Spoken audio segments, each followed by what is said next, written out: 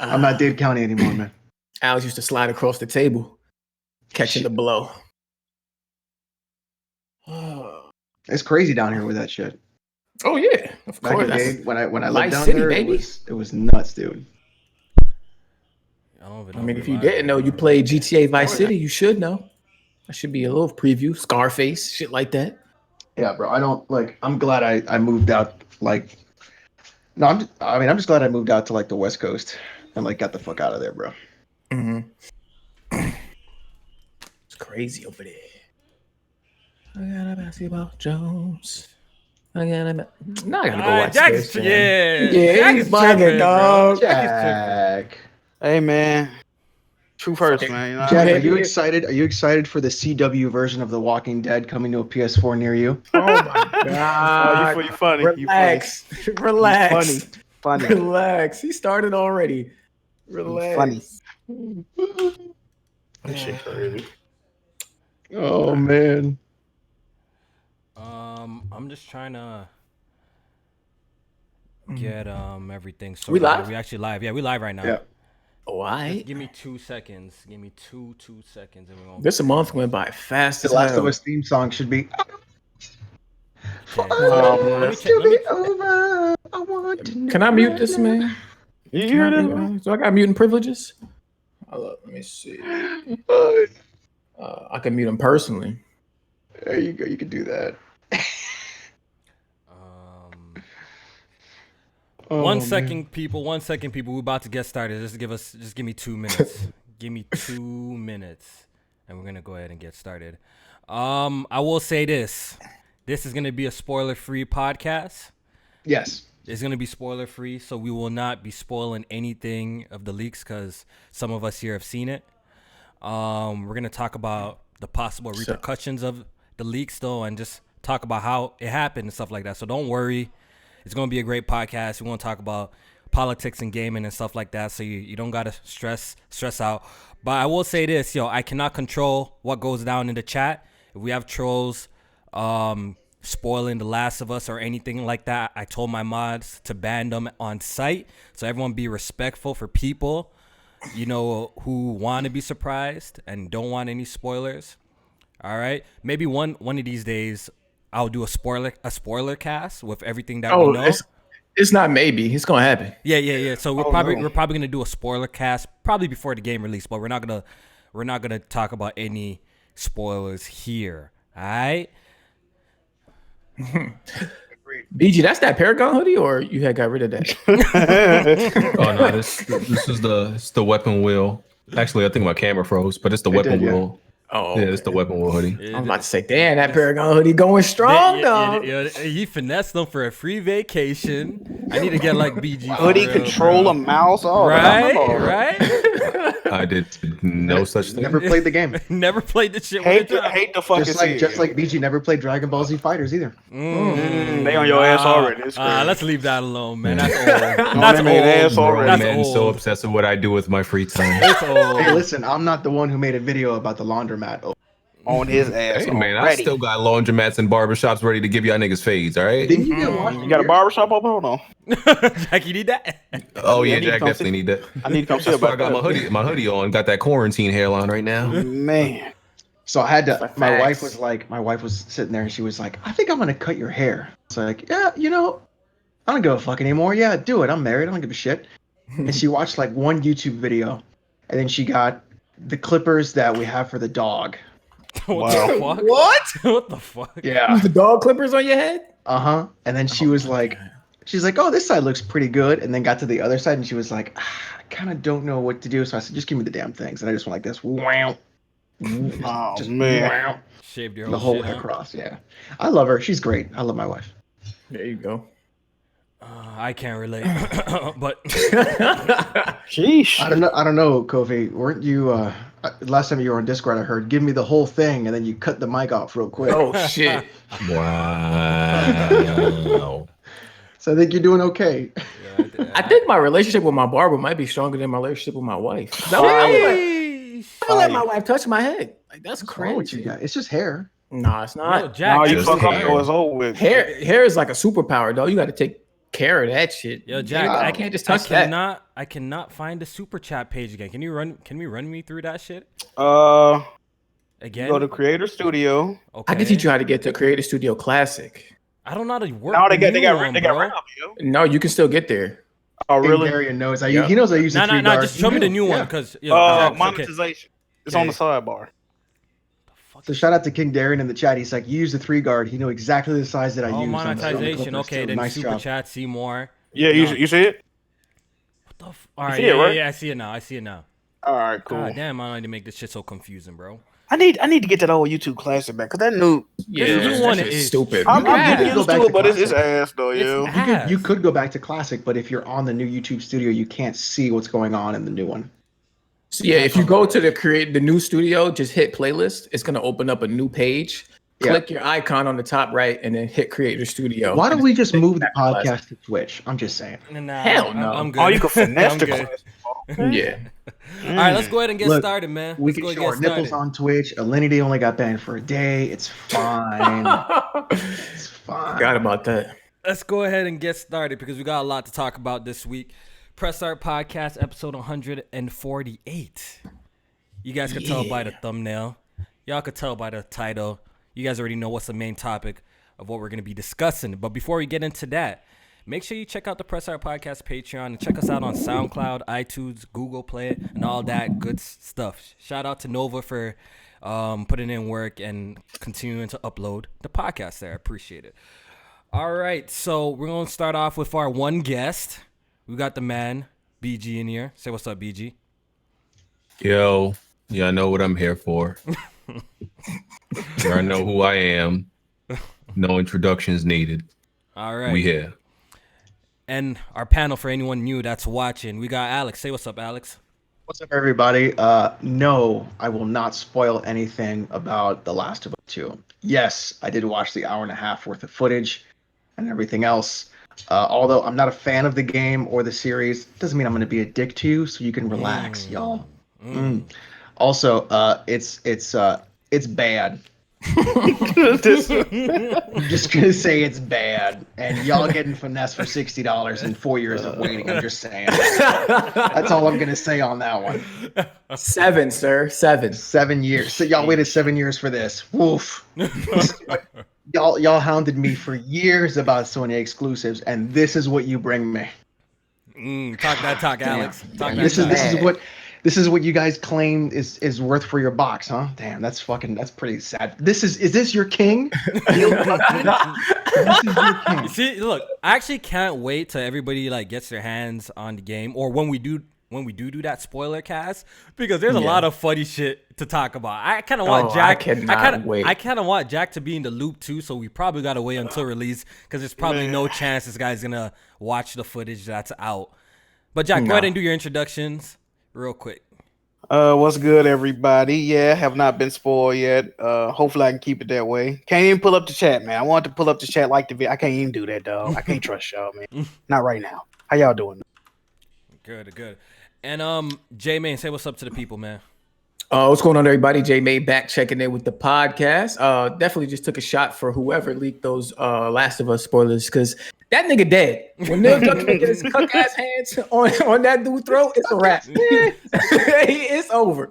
So yeah, man, y'all stay safe out there, and man, let's get into it. All right, so let's not waste no time. Let's talk about the shits. The Last of Us Part 2, if you don't know, been living under a rock, has been leaked online. Major events of the game have been leaked online, and even today we got an hour of footage online. And Naughty Dog came out and made a statement about this, saying that the studio is heartbroken. A whole bunch of their developers made tweets saying to avoid spoilers and mute it. It'll be worth the wait. But there's been a whole lot of backlash with people who are not happy with the story direction. So we're gonna keep it spoiler free. But I think we all knew that The Last of Us is going to have some sort of, political agendas or kind of narratives with the game. I think the voice actor kind of warned us. Am I correct? Oh, Troy Baker, right. He said keep an open mind. Yeah, so Troy Baker warned us about this as well, that we got to keep an open mind when we're playing The Last of Us and stuff like that. And we kind of see what the direction that Naughty Dog is going with games like Uncharted Lost Legacy and stuff like that, and how they portray, certain characters. And so, yeah, Jack, what do you think? What do you think happened with these leaks? How do you think it got out? Like, if you were to make a guess. Man, we've been hearing rumors that it's a disgruntled employee. Jason Schreier recently just came out and said that post on Reddit was fake. So there's a whole lot of misinformation going around, floating around. Nobody knows why or how this got out, and I just want you to speculate a little bit. What do you think is the reason? We did hear that Naughty Dog had a problem with crunch. Do you think this is from a disgruntled employee, or where could the leak come from? Like, where could it have come from, bro? At this point, man, I really don't know. You know what I mean? Because at first we were turning disgruntled employees, which that might be true, that might not be true. I don't fucking know. Then we hear it's a Brazilian localizer. It's just people that I don't know where the fuck the leak came from. It's just crazy to me, though. I just want to say, like, when they did the first release date announcement trailer, it was like 2 days before Outbreak Day. I said there is no way that anybody can fuck up anything that this game got going for. Like, it's in the perfect situation. This is going to be amazing. There's nothing negative you could do about it. And ever since I said that, it's been nothing but negative press around this fucking game. They done delayed it, then redelayed it, then moved it up. Like, I don't even know when the fucking game coming out at this point. Like, bruh, it's just crazy. They've had to cancel pre-orders twice. The whole fucking game leaked on Sunday. Now they still leaking shit. Like, what the fuck is y'all leaking? Yo, bro. This is crazy, bro. I can't believe what's going on with this game right now, bro. It's disheartening, but at the same time, it's like, hey, you reap what you sow sometimes. So I don't know, man. I don't know. Yeah. All right, yo, BG, where do you think the leaks actually came from? Like, if you were to make a guess, employee, translator, like some people said. Like, we seen the footage and we seen debug, like, menus and stuff on it, right? So that kind of, like, is this an employee? Because why is there debug, like, menus and all sorts of shit? At the least, it had to be a contractor, because the game, when it's, going through the final processes, goes through several hands. So, like Jason Schreier said that, I think he actually said that even like the contractors or whoever already got their bonuses. Like, everybody got their bonuses, especially their pandemic bonuses. Everybody got paid extra. So hey, it could, I can't imagine it being an in-house staff. I don't think it was that. It could be a little contractor, that wanted a little bit of clout. No, this was a big game, and got his hands on it, recorded a little bit, and it's definitely somebody from a foreign country. We know that, so it's probably that. There's two countries. One is Brazilian, one was German. Yeah, I heard it was two different languages. German. It was German. There was Portuguese, and I think I saw Russian too. Russian subtitles. Some Russian, and then a little bit, and there was some English too. So it could have been a lot of English for a lot of people. So, and then what's interesting too is it was like PS4 recordings. It wasn't like from a camera phone. It was like right from the console or the dev kit. Yeah. So it was like I don't understand that. Like, so you're telling me, like, if I create a game and I want to get it translated for other languages, I have to actually send the game. Doesn't it make sense to like have a translator come to your studio and like work on that, or hire somebody usually who because does that type of stuff? If it'll go to another country, then they have to do specific dialects. So they'll hire a company that'll do that. So they've been doing that since like the 80s and the 90s from all the other old games. Okay. So like, translations have been going on like that for a long time. That's why like a lot of JRPGs were never translated over here, and they would do fan translations. But then, but that stuff happens all the time. So, where do you think the leak came from, Alex? I think it came from. I'm thinking it came from an employee. Like, I think even though people got paid, like BG said, I think people were just really pissed off about what was going on. First, the game was delayed. Then it was delayed indefinitely. Then they're offering refunds. Then the leak happens. Now all of a sudden we're good for June. So like that doesn't make any sense. So was the game done or was the game not done? And then when the leak comes out, this isn't a spoiler. Multiplayer is being shown. Yeah. So then was multiplayer not there because you said it wasn't going to be there? Now it is there, and then so why are you like? There isn't a lot of like good messaging between Naughty Dog and Sony and what the fans are asking for, and I think we saw that even more with what was going on inside of everything. But like, I think the leak came from an employee because it's too much. It's too much going on inside of it. Too many debug menus. They were working through like a lot of pathing. They were doing a lot of different things. So like it's I think it was internal. Yeah, I think it was somebody who was just like really pissed about something, and they just wanted to say fuck you. J-Man, what's your thoughts?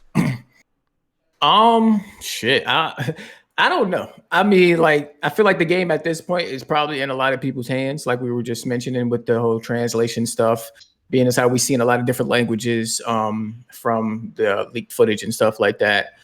But then again, you have those certain footages with the debug stuff. So that definitely makes me believe that it was an employee. I just, I seen that rumor about the bonuses and stuff that Jason Schreier kind of said that, might not have been true. And it's just like, why would you do something like that though if you like are expecting to get a bonus from a game to sell well, and then you would leak it so that it could potentially hurt sales, and then you definitely not getting shit at that point. So you really just don't give a fuck about your career at that point. So maybe you have those people that would just throw it all away for something like this. I don't know. Maybe somebody doesn't agree with the direction of the game as they were working on it, and they feel, that their input wasn't heard, and now at this point that it's getting close, they're like, fuck it, I'm gonna leak it and let the people know the bullshit that's going on, or in their opinion. So I'm leaning more towards the employee, but like, who knows at this point? Me, like I said, I seen the footage, and there was a lot of menus that looked like it had to be from someone who actually worked there and knows how to work this kind of stuff. But then again, look, I don't know the ins of out of shipping a game. I don't know what kind of process it goes through, how many hands it travels through for it to come out. I do not know. So, but just the way it looked like, I'm like, God damn, like they got direct capture footage, 1 hour of this, debug menus and all sorts of crazy shit. I'm like, yo, is this a developer or some shit? Like, how does someone get this kind of footage? So it's just been really wild, because I don't think I've ever seen such a high profile game like this get its entire plot revealed like this. Has there ever been a game with like cutscenes and anything like that? Can y'all think of anything? FF7 had a leak, but that was from the demo. It wasn't not Not nearly this wasn't to this. I think the one game that somebody brought to my attention that I did know about was Half-Life 2, like how the whole thing. So Half-Life got 2 leaked. wasn't just a leak. Half-Life 2 was the actual source code of the game. Right. And someone was able to hack into Valve servers and pull the game. Yeah. Post it online. And they had to do the whole game over at that point, right? Yeah, people were actually playing the game. Yeah, wow. And Naughty Dog at this point, they're not doing the game over. They're not gonna be able to do the game over. So as far as what sticks at this point in terms of leaks, this is definitely the biggest leak I've ever seen in gaming like this. And it's great. They already put the ending of the game out, bro. That's crazy. It's bad because of how, like, as of Sunday, we didn't have a release date for the game. So when I seen the leaks, I'm like, this being out and we don't even have a release date, that's very bad. Like, not the actual contents of the leak, but just the game is nowhere near to be out, and we know all this shit already, and people are gonna spoil it. We have dickheads on the internet. It's the internet, period. So people are gonna spoil it. But now, even though we have a release date, I still think that's too far away. That's what I was telling you, bro. You're saying, like, I seen you make a tweet saying like it was a gift and a curse that this thing got leaked, but I think it's all a curse. I don't see no positives in this situation, because you still got to wait like 50 days, bro. By the time the game actually comes out, you know what's going to be on the internet. Just today, we just got an hour of footage. Who knows what we're going to get tomorrow? Who knows what we're going to get next week? It's going to be a full fucking playthrough by the time. So, you know, to be honest, bro, it's literally nothing else you can put out, like... Or they would just release all the cutscenes. It's all out there, bro. If you want to know about, for the most part, like the entire story and all major events is already out there. Like, it's out. It's out. There's context that it's out of context, but the shit people gonna care about is out there. But that's a fucking. And the surprises, the twists, the turns in the game, like that shit's all revealed right now. Yeah, my comment on my tweet about the gift and the curse is that I originally didn't believe that the game would get a release date as soon as June. When I heard indefinitely, I thought months away. Like I thought months away, and of course they said like the shipping stuff was an issue with the coronavirus and stuff like that. So that they said it was getting better. It's like conveniently the day after the leaks come out, that like, shipping stuff is getting better. Yeah, so that shit was a month away. Come on, man, we know. So it's like no. Hit them hard. Yeah, so BG, you think that the leaks kind of forced their hand to drop this game as soon as possible? Absolutely. That wasn't a coincidence. Like literally less than 24 hours after we get a release date, that was an absolute answer. Like they probably had an emergency meeting either that day or that night, had a conversation, and the next day it was like, yeah, we got to get this out as soon as possible. And that release date is still like, kind of far. Like this man, like I've looked at all the leaks. Like this man, Jack got to walk through a minefield for 60 days. I don't think you're gonna make it. I'm gonna be real with you. I don't think you surviving that. Jack can't even survive 60 days without beating his dick. You think he's gonna walk through a minefield? Spoilers. Dude's already been DMing me. I had turned my DMs off on Twitter. Like it's crazy. You heard what else they doing, right? Okay. So that little format when Naughty Dog released a statement to be on like that green background, that little square and shit. Yeah. Somebody Photoshop one of those, and it looked like it's a legit letter from Naughty Dog. But when you read it, it started telling you everything that happened in the game, yo. Jesus. And then at the end it says, "Please share this with everybody." Like, come on, man. That's really, bro. Really, dog. I was reading a message on one of these forums where dude was like, somebody messaged him because they liked how his face mask looked to protect him during the coronavirus. So the dude was in the DMs like, "Yeah, I liked how your mask looked. Can you tell me how you made it?" And then like right after that sentence, he just started spoiling the whole game. At the end, he was like, "I appreciate your time." Yeah. Come on, man. Wow. You know how? Go ahead, BG. People were spoiling the game in Neil Druckmann's statement. Like they were literally in his thread doing it. Yeah. So you know what's even wild? I was told that somebody got spoiled in a Bethesda Twitter post of The Last of Us.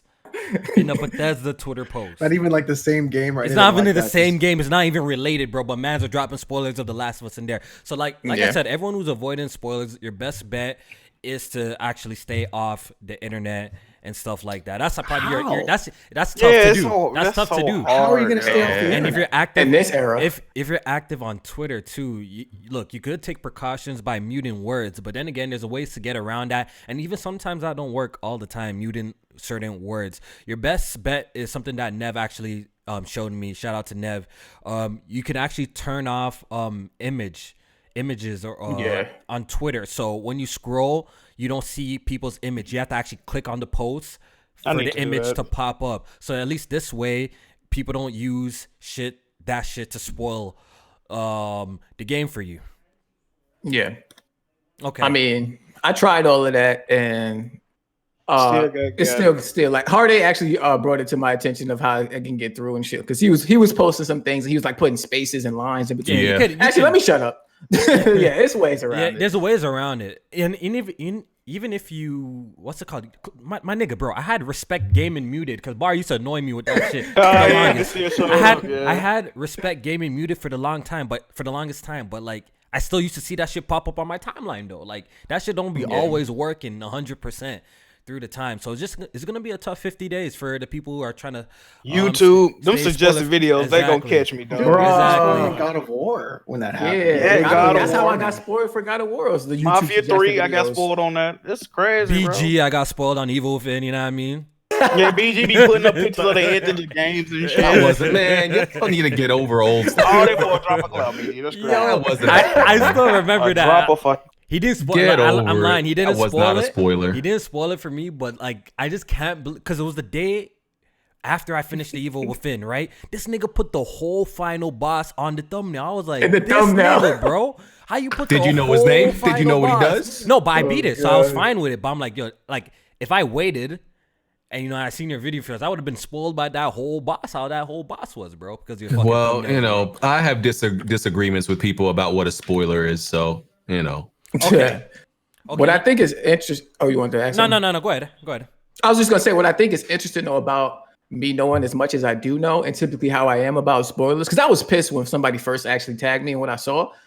But actually, the more I know, the more I want to play this game. And I think it's a testament to everything that is going on in it. But I'm actually shocked at how much more I want to play it because of how much I know. You know what? Because all right, go ahead, DG. everybody upset at it are just a bunch of man children. I do agree with that. Children, and they have this. They think these people in the game belong to them. That's how I see all these tweets. They think these people in the game belong to them, and you can't do what you want to those characters because I love them. I have an emotional attachment to them. You made me fall in love with them in the first game, so you can't do these type of things. I'm like, bro, they're fictional characters. They're not your family. People are really talking about the characters in Last of Us like they are related to them.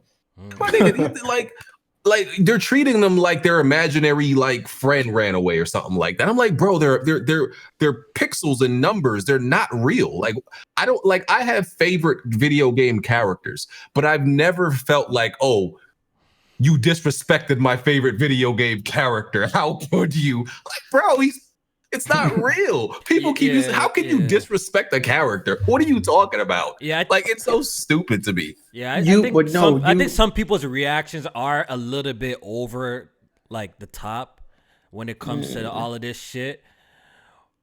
Well, go ahead and say what you're saying, Alex. You can absolutely disrespect a character at 100%. Absolutely, you totally can. If you've written a character a specific way. Like a comic book is a perfect example.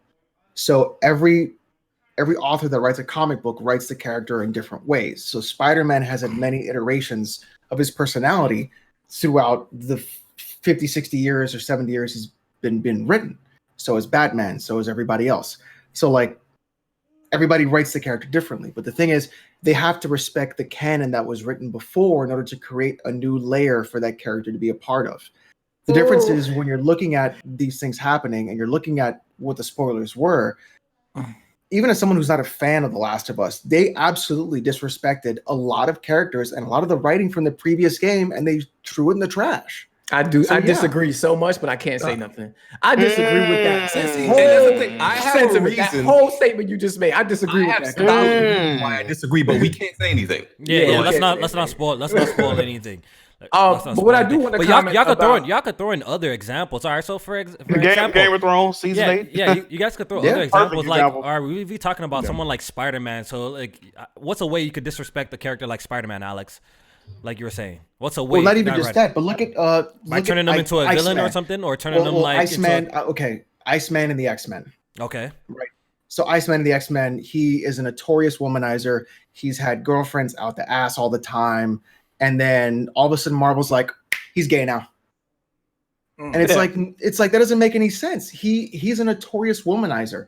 He's had countless relationships. Okay. He's been in all these other things, and now you're just removing all of his history, all of his backstory to do this one specific. Oh, I got another example. I see what Alex is going up. It's kind of like Dragon Ball Evolution, how they disrespected Goku, and turning him into a teenage basically. High schooler, white Caucasian man. You know what I mean? Like. They kind of disrespected the character. He was never that. And they disrespected Piccolo, took away his antennas, made his ear stick to his head. So I do get what Alex is saying. I guess it's possible to ruin a character. The thing is, like, it isn't about, like, and I get what BG's saying, right? Because there are people who are very attached to these kinds of characters too. And I get that. But the thing is, like, the problem is that when you write characters, you have to think about them not just in the moment, but in the long term, what you're going to do with the issues going forward. And what they were doing with those characters, especially what happens, it's just like, it's bullshit. Okay. Another example though, because I'm not a comic book, like I don't read comic books, but I felt like Incredible Hulk was a disrespected character in the Marvel Avengers Endgame movie, and how they portrayed him and pretty much made him a bitch. When we all know he's like one of the strongest superheroes. But I think when it comes to disrespecting a character, yes, you can disrespect the character, but if it makes sense within the context of the world that the character lives in, then that's when I'm like more understanding of the direction that they're going in. And that's all I'm gonna say.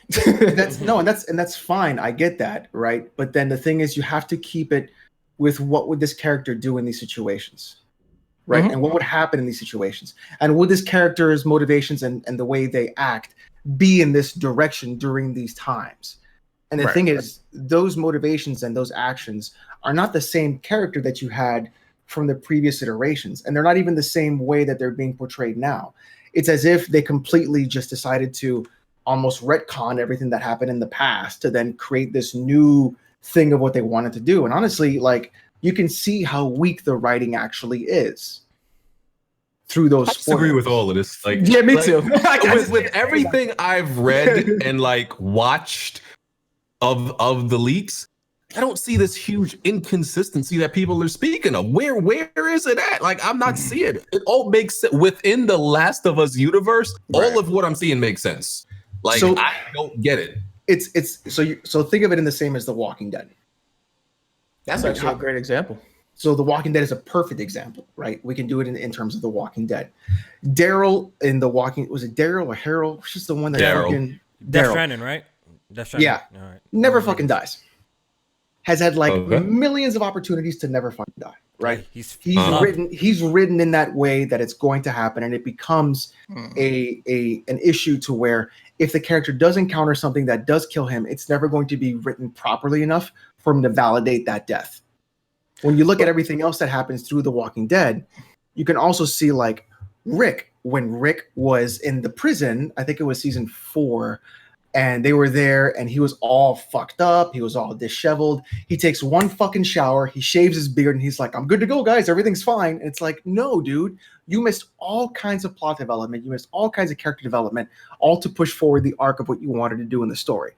So it's like they're sacrificing character arcs and story arcs in order to progress something that shouldn't be progressed in that line and that story plot. The issue with that, with people making that conclusion right now, is this is a 20 to 30 hour game. Do we know based on the leaks? You're pushing it.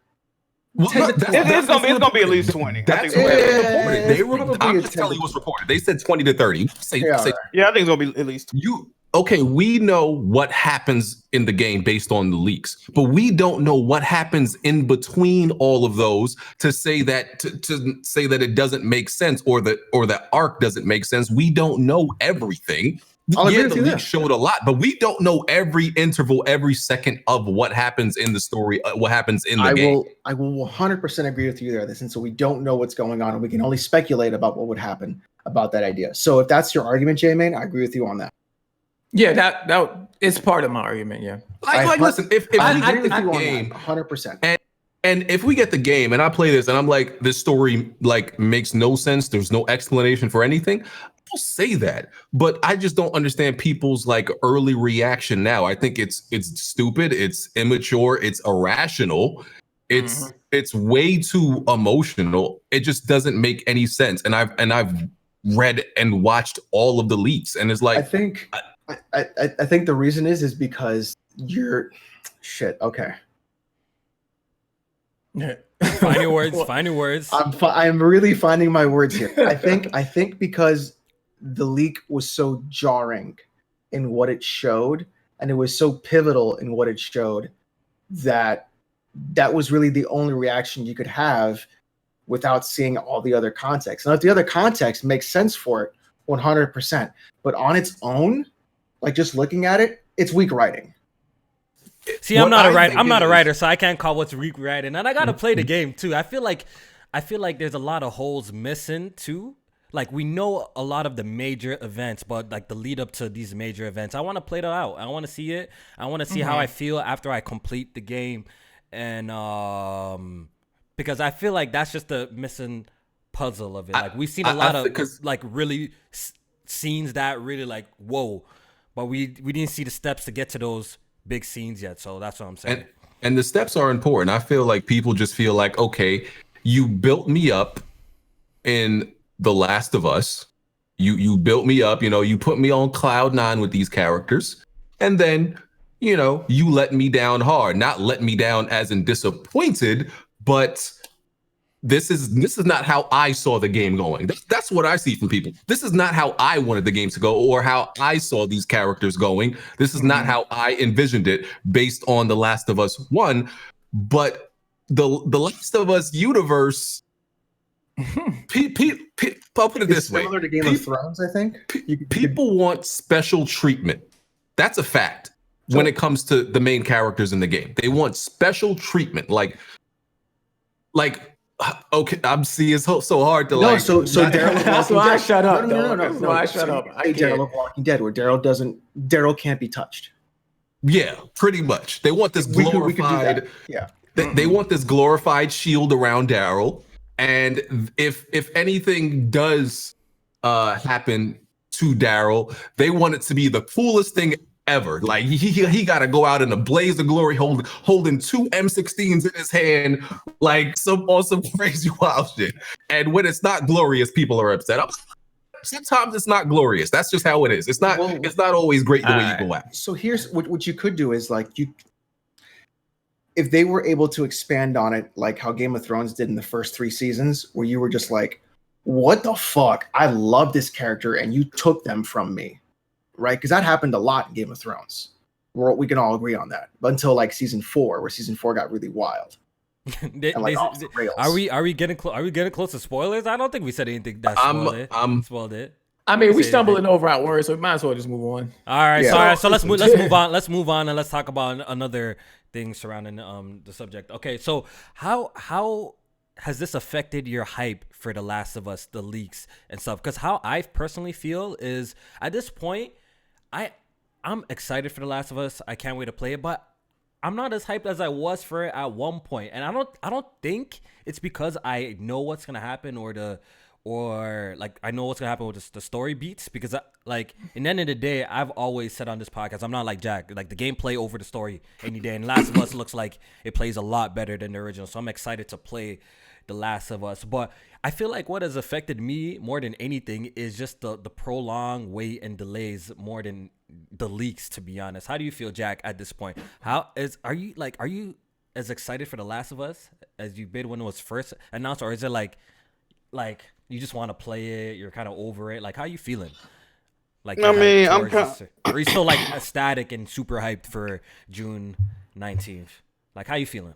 I mean, at this point, man, I just want to play the game. Like, I was elated when they, like I said, at first release day trailer, I was like top of the world. Couldn't nobody tell me shit. But like 2 days after that, they broke my fucking heart, man. So it's like, and then I had to argue with other supposed fans that ain't never played online. I don't know how that worked. But you gotta argue with people. I get banned on Twitter and shit. Like I said, everything surrounding this game just been bad news for me, man. And it's 2020 in a nutshell. If you ever gotta look back at 2020, just say The Last of Us Part 2 rollout. It's the rollout for the game has been asked. It has been asked. If we keeping it real, like everything, absolutely. Like the rollout for this game, what a perfect franchise, and I'm pretty sure the game's still gonna be a huge success. Like, I don't doubt it's gonna sell, or I'm not saying it's gonna flop, but it just seems like every news that we get about The Last of Us always. It's never good. Yeah, it's always something negative, bro. It's always something negative. Too much negative. This chat is wild. My enjoyment of the game is gonna be dependent on 1, if I get spoiled, 2, how big the spoilers are. If somebody did not be on the internet.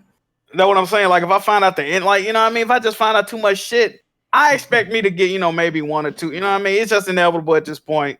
Yeah, all the big games get spoiled. All the big games get spoiled for me now because people just dickheads can't help themselves. But it just depends, man. All right, J-Main, has this affected your hype for The Last of Us Part 2? The leaks, the delays, like how you feel about it today, as of today? Are you as ecstatic to play it as you were when it was first revealed, or like how you feeling about the game? Like I was saying earlier, I'm actually more excited to play it because of everything that I know. And I know everything is out of context. And shout out to the dick suckers on YouTube that been making videos about the leaks that actually aren't even true and running with the narrative that it's some agenda being pushed. Oh, okay, because I made a video about the leak. I didn't do that though. No. Listen, I'm gonna tell you right now, there's at least 3 or maybe 4 plot leaks that came out for Last of Us. These motherfuckers picked one and stopped there and made videos about how Naughty Dog is pushing the agenda. When you can read another one and it contradicts everything that was in that first one. So why would you stop there? Why are you making a video on that when there's a whole bunch of leaks there? Keep going. Do your research before you make a video. Aren't you supposed to do your research before you make a video? Do you guys want to get into the old video there. games and politics thing? I mean, we could. So now we can get into the topic of how you people feel about agendas and politics in our video games. How I feel about the situation, I don't really have a problem with it, because if we honestly gonna be real, we have seen a lot of politics in gaming over the years. We have seen it. We've seen it in games like Metal favorite Gear. franchise of all Metal time. Gear is a whole lot of politics. Yes.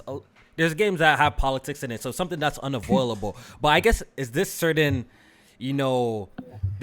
topic has got people bugging out and kind of upset. I don't know if it's people have like homophobia or some shit, or like you know what I mean, or people are uncomfortable with kind of certain subjects that they're doing in the game, or like the cult that they're going to be fighting and stuff like that. So if anybody's calling themselves a true fan of Last of Us and are offended by any homophobic, like any homophobia going on or anything like that, how can you say that when there was things like that and they didn't play the first one? And if you say it was in the DLC and you didn't play the DLC, the first game. then how are you a fan of the game if you didn't play the DLC? In the DLC, it's like in the first 2 hours of the game, like the first friend you meet, and then they find the nudie mags, and you're like, oh shit, okay. But even then, you can say it was not in your face. But when it was in your face, it was clearly in your face. So it was only one direction from there. And the E3 footage, the original E3 footage, she's literally kissing a fucking woman in the footage. Like, right. now all of a sudden, fucking 3 years later, you shocked by this. It's like, come on, man. Yeah. And then the whole like religious aspect of it, because I've seen people like talking about that. Like that goes back to my other statement. Like you stopped that one leak and you ran with it, because there's several leaks and footage that confirm that original leak about the religious aspect is incorrect. And I can prove it to anybody that want to pull up in my DMs right now. Facts. People, not saying it's not going to happen, but that leak has holes all over it. Okay. All right, I got a question real quick, BG.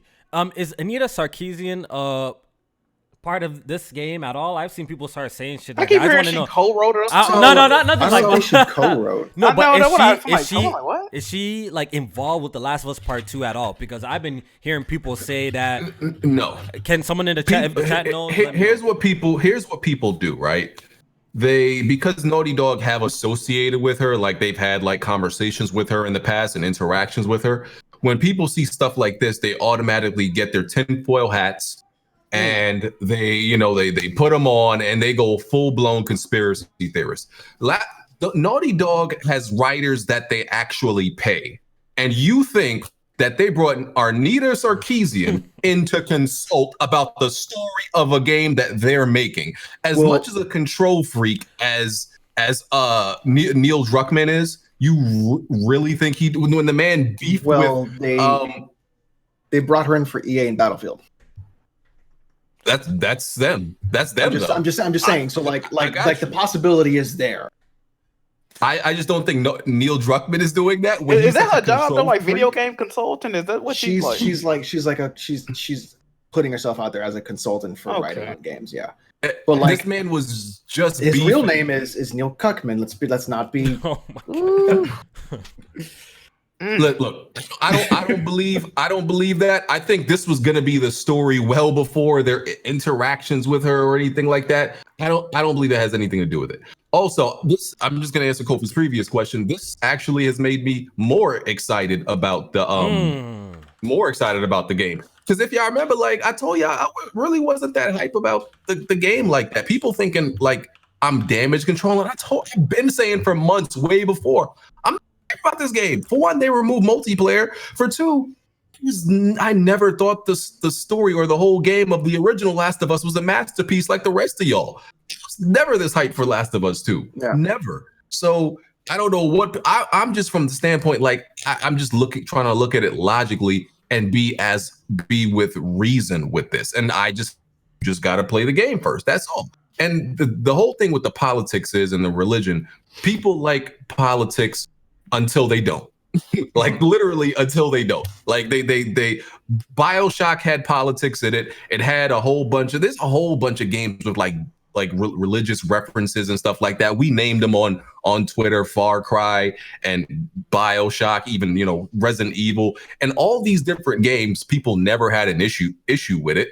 But until it's something they don't like. People love when art is a reflection of life and what's going on. They love when developers do that and use history and things that have happened in real life. It makes the game connect with you more. Yeah, and it's like interesting.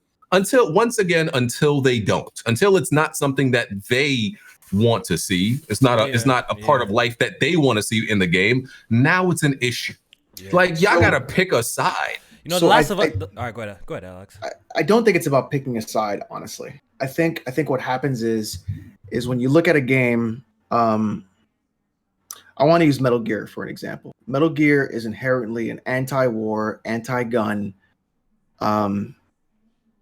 Like, I would even say like anti-PMC, which is private military, anti a bunch of stuff. Right? There's a lot of political themes that are wrapped inside of Metal Gear all at once.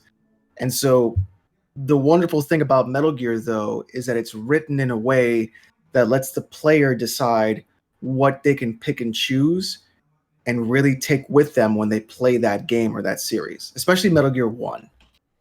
Right? So when you look at things like that and how that game, and then I even like, I really want you to play Death Stranding, BG. He ain't playing it. Because that game has a lot of political themes that the player can take away from different points of view and different perspectives. Because everyone that you meet always also has a very different point of view and perspective. But it's written in a way that doesn't feel like pandering. It doesn't feel like it's there just to be there. It feels as if those are actual people and characters that you're interacting with because of the way they're being written and they're being portrayed. I think what I have a problem with isn't politics in games. I think what I have a problem with in games is when things are written or things are put in place in order to just create shock value or attract people that want these specific things in the game just to have them there and shoehorn them in, rather than create really deep developed characters that we can relate to regardless of any political opinion or whatever they feel inside the games, inside the world, but something that we can say, okay, I get that perspective. Like, I understand where they're coming from now. And then you can pull from that as a reader or a watcher or a player. Mm-hmm. I think that's what good writing actually is. The problem is when it's written badly. On the nose. Yeah, and it's on the nose, and there's no like real way for people to like pull things from and dig into it more and find out deep developed characters. It's like X-Men being an allegory for, you know, the civil rights and things like that, and like all these other things that happen in the world, because X-Men is a very political comic, but then it wasn't on the nose, right? You can even take Magneto and Martin Luther King, and you can take Malcolm X, Magneto and Malcolm X and Professor Xavier and Martin Luther King, and the way they describe themselves, and like all these other facets of how the X-Men are brought in the universe. But not once would you be like, that's so on the nose, because each character is so different and differently defined and differently developed that you can like see Magneto's point of view and you can see Xavier's point of view and you can pull all those things together and make your own assumption. I think that's what's missing in game writing. But I went on a really deep tangent. I'm sorry. I got a question for you, Alex, but I kind of just want you to answer yes or no. A certain character from the leaks, can you not see their point of view? I can. Okay. That's all. Do I think it's a good enough hook? No. Okay. Calm down. Okay. We done. We done. You know, people are gonna like, oh, you spoiled the whole game for me right there, bro. I also feel like, and I guess people know, I'll always feel gameplay is more important.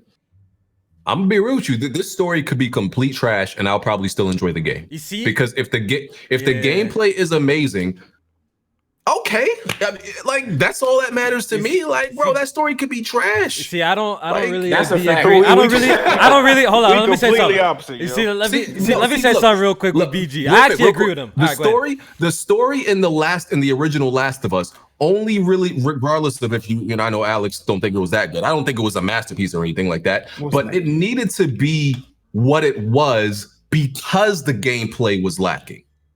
It wasn't like any part of this game, every part of this game was amazing. It wasn't. It needed the story to be that good because the gameplay was basic, lacking, and just extremely just like thank you. All right, so that's why it had to be like that. Let me say something as simple as this. So if the Last of Us gameplay, if the Last of Us Part 2 gameplay is amazing, okay, the story could be trash. It doesn't have to compensate for anything. It isn't even just that, right? Like, I wouldn't even say that the story was bad. I think that just the acting was good in that game. The gameplay was fucking mid. Let's be real. Because look, I look at it like this, right? Jack, I look at it like this, right? I can play a game that has an amazing story. I mean, amazing gameplay. And I'm throwing examples like Bloodborne. I'm going to throw in examples like Sekiro. I'm going to throw in examples like Vanquish. These are all games that I think have amazing gameplay, but in the story on the other hand, are kind of a little bit like of a second thought. On the other hand, I don't think I could play a game with a really good story with shitty ass gameplay. You know what I mean? I don't think, because I'm here to play games. You know, I'm here to play stuff. So that's how my brain works. Like, it doesn't work the other way around. Like, I could deal with a mid-average story for amazing gameplay or great gameplay, but I can't deal with an amazing story for trash-ass gameplay. Jack, you feel the complete opposite of this. Why, bro? Well, your comparison, you said mid-story, great gameplay, but then you said, great story with trash gameplay. All right, fine. Okay, so with... Never said trash. So let me say mid. Mid. Okay, what I'm saying is, make it fair. What I'm saying is, okay, this is the thing, right? And I tweeted about this.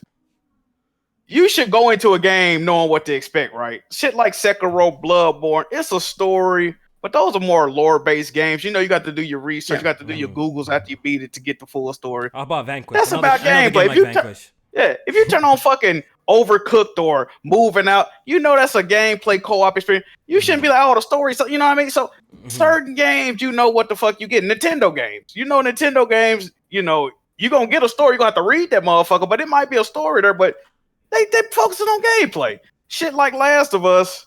And I think Last of Us has great gameplay. I know ladder, raft, people like that. People like to hang on the dumb shit, but there's gameplay to be had there. You know what I mean? I think the story's great. I think the gameplay great. Shit like the example I always bring up is Mafia. Mafia got stiff ass, weird fucking gameplay, but the story carried me through it, man. I could deal with the bum ass gun sound effects and all that. Being in a fake ass open world, I could deal with shit like that. Another game y'all bring up, BioShock. BioShock Infinite, compared to BioShock 1 and 2, the gameplay ain't that good if we keeping it 100% funky. And honestly, Infinite is a horrible game compared to 1. But the story carries it. The story Jack, carries you brought up a great example with Mafia 3. That's a game I could not finish because I thought the gameplay was so ass. Even though I thought like the story, it kind of is. The gameplay was so ass, so I just dropped it. But the story and the performances, top notch. I fuck with it. That's one of the last games I actually finished because of the story. I couldn't stand playing that game. Bro, I couldn't finish it. I couldn't finish it. Yeah, the whole open world structure, the mission structure, it was bad. They fucked it up bad, yeah. Yeah. I'm typically on the side of gameplay is king. Y'all heard me say that a million times.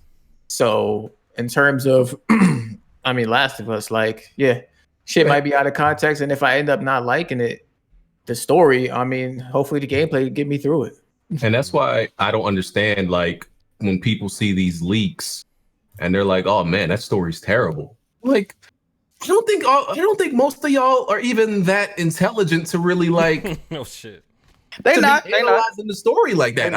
I don't think most of y'all are that intelligent or even pay that much attention to the story. So I'm like, yo, why are y'all acting like story is a game breaker? BG, this is what Angry Joe make a video because I was about to light his ass. But this is crazy though, right, BG? It's the same people you talking about. They'll get mad and say Ellie gay. Like, bitch, you ain't been paying attention to the story. We knew that 7 years ago. You just ain't catching on. Game. Right. Yeah, like, come on, bro. Like, I just don't think story can never be a game, a deal breaker for me to buy a game. You could tell me like this is the worst story ever made. The question I'm gonna ask is how's that gameplay though? I might have to agree with BG here though. Like, if the gameplay's heat, but the gameplay's heat, I've never not bought a game because the story was bad. But the gameplay's heat, I'll be more interested. I'm more invested in the gameplay, bro. But especially JRPGs, the story carries a lot of them games, Joe. If you think about it. But then even then, Jack. That's also a good point because I had to drop one game. I dropped the one game because the thing is, so RPGs story was kind of trash. Have like an average story, but if the combat system is fucking phenomenal, people will still play that game. Octopath Traveler is a perfect example. I like menu shuffling, so I play those games. I enjoy menu but shuffling. What I'm saying, though, RPG can have like some. Play them. It can have some weird shit in it, but that story will carry you through. Like some of the gameplay, unless you might not be up your alley, but the story. But now we're talking about the difference between good games, medium games, and great games, right? Because there's good RPGs, there's NRPGs, and there's great RPGs, right? So like now you're just talking about whether or not the games are hitting all those notes where it needs to hit. I definitely think story is very important in games. I agree with you, but that's what I'm saying. Like a lot of people don't think that stories and games can hold up to those in like movies and books and stuff. But I disagree, man. It's some stories in certain games. I'm like, all right, that was, you know what I mean? I can see this being, that's the reason they try to adapt games into movies and all that. This shit don't ever work. But yeah, I think stories and games hold up. A lot of times they hold up better for me, just because they could go more in depth in a game in the time frame. Yeah, because how long it is. They're not constrained for 1 or 2 hours to right. We got 8 hours, so we got 30 hours with some characters. Sometimes we got 100 hours with some characters, so we get to know the characters better and stuff like that. So yeah, I think that's another good example. So all right, do you guys think this? Another question. You guys think this will affect reviews for The Last of Us? Ooh, we was talking about that. Yes, it will. I think slightly. But okay, affected in how? Like negatively or positively? Do you think we're gonna get some negative reviews for The Last of Us because of its choices of what they're doing to some of the characters, some of the type of imagery we're gonna be seeing in the game, stuff like that? Do you think it will impact some reviews? I think we'll see both. Yep. I think we'll see both positive and negative reviews. I think in the major outlets, they won't really say anything different. They'll be like, "Oh, it's great," but I think a lot of like YouTube, other independent media, maybe they'll say other things. Yeah, I think they'll go a different route. Jack, you want to walk back your 96? Yeah. What? No, you want to walk it back? No, I feel that The Last of Us Part 2 should be a 96. Now, with their way they. Clearly, they want this game to be a Xbox exclusive 69. They've been marketing and rolling this bitch out. But like, outrage culture is definitely a thing, and people want to be with the in crowd. And being negative on the internet is the biggest thing going, right? So it's definitely going to affect it. I say slightly. It might not. Even still, I think it should still be over. 92, 93, just by the pedigree at Naughty Dog. No pun intended. So I don't know. They got that clout, so I think they're gonna be at a 90 regardless. You know what I mean? I think it's gonna be a 91. They better be shit. Well, I'm waiting for this motherfucker. It's Naughty Dog. It's Naughty Dog. Even with a miss like Uncharted 3, which was still a pretty great game, but that shit still got like a 90, 91, 93. We're in a different time, dog. And that's what I was gonna bring up, dog. And that's what I was gonna bring up. Like, because with this story, I feel like it's gonna be with the people who review it. It's gonna be whether you respect their decision, because even if just because you disagree with the route that they went doesn't make it a bad story. So that's what their score is gonna depend on. If you just didn't like what they did, but you could understand it's a good story, you could like really not like things in a piece of media, right? You could not like it, like it could bother you. But you could realize that was still good. So a lot of reviewers may still look at it like that. I don't think most of it, especially like the major ones, are gonna like really be bothered by it. Like, like all these people outraged. I don't even think all these people outraged are really that bothered by it. They just sheep. So I don't think it's really gonna affect reviews like that. I think it's still gonna be, highly rated, and people are gonna be there's some people are gonna be upset about that because they definitely want this game to like bomb when it's not going to. Okay.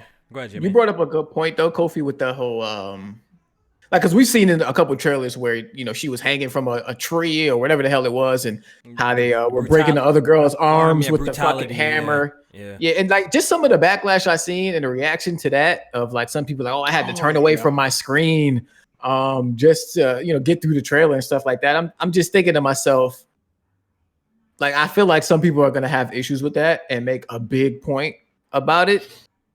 And I think those people might, you know, that's not gonna make sense though, J man, if you think about it. Because you make a good point. People, they was crying, oh, it's so much violence against women when they were showing it. Now I'm hearing people, I don't know none of the sport, but they making women look too strong. It's like, bro, which one is it, bro? Is it too violent against women or women too powerful? What the fuck? And the thing is, like, when you look at a lot of Naughty Dog games with the way they're reviewed, if this game is reviewed under like a microscope, it's probably will be because of the backlash, right?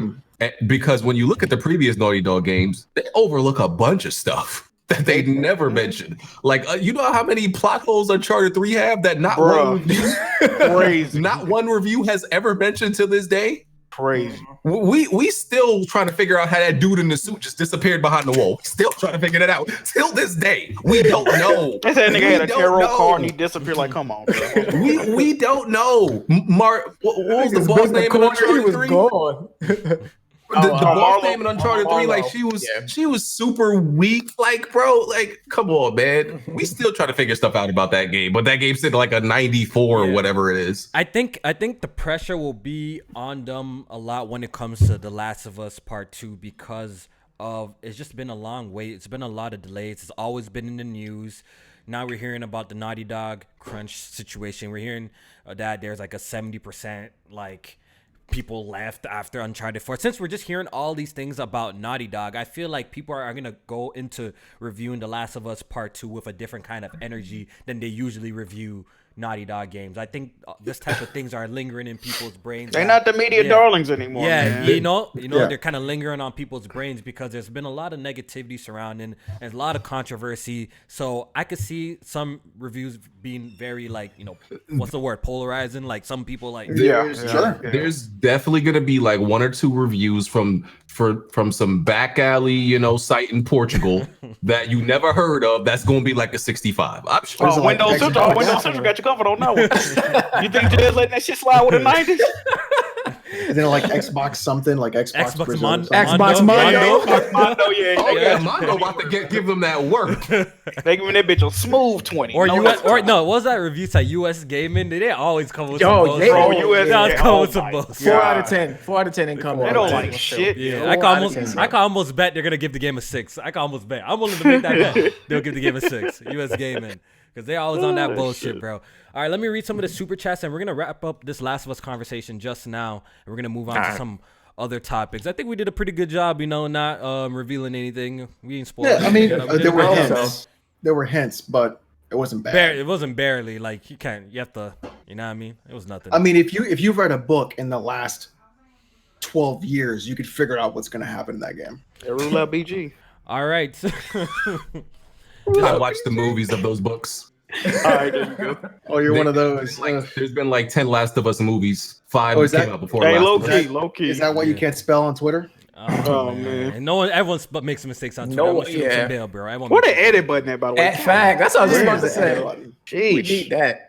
All right, this one is from Rigo. He says, just wanted to say BG's last 2 videos were really good and made some great points. Make sure y'all guys check it out, his last 2 videos.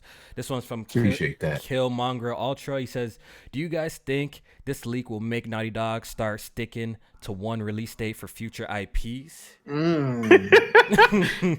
need to, man. He actually brings up a great point. I think after this game is released, there's going to be some changes at Naughty Dog. I wouldn't be surprised if some shit gets shifted around or the way they do things. You already know Rockstar came out and said that, we're doing things differently to avoid this whole crunch situation. And I think Naughty Dog probably don't want to be seen in that kind of light. I don't think Sony wants them to be seen in that kind of light. So I could see see us getting some reports after this game that there's going to be some sort of changes in how they operate and with people's work schedules and stuff like that. I could really see that happening after The Last of Us. Yeah, just like with Rockstar.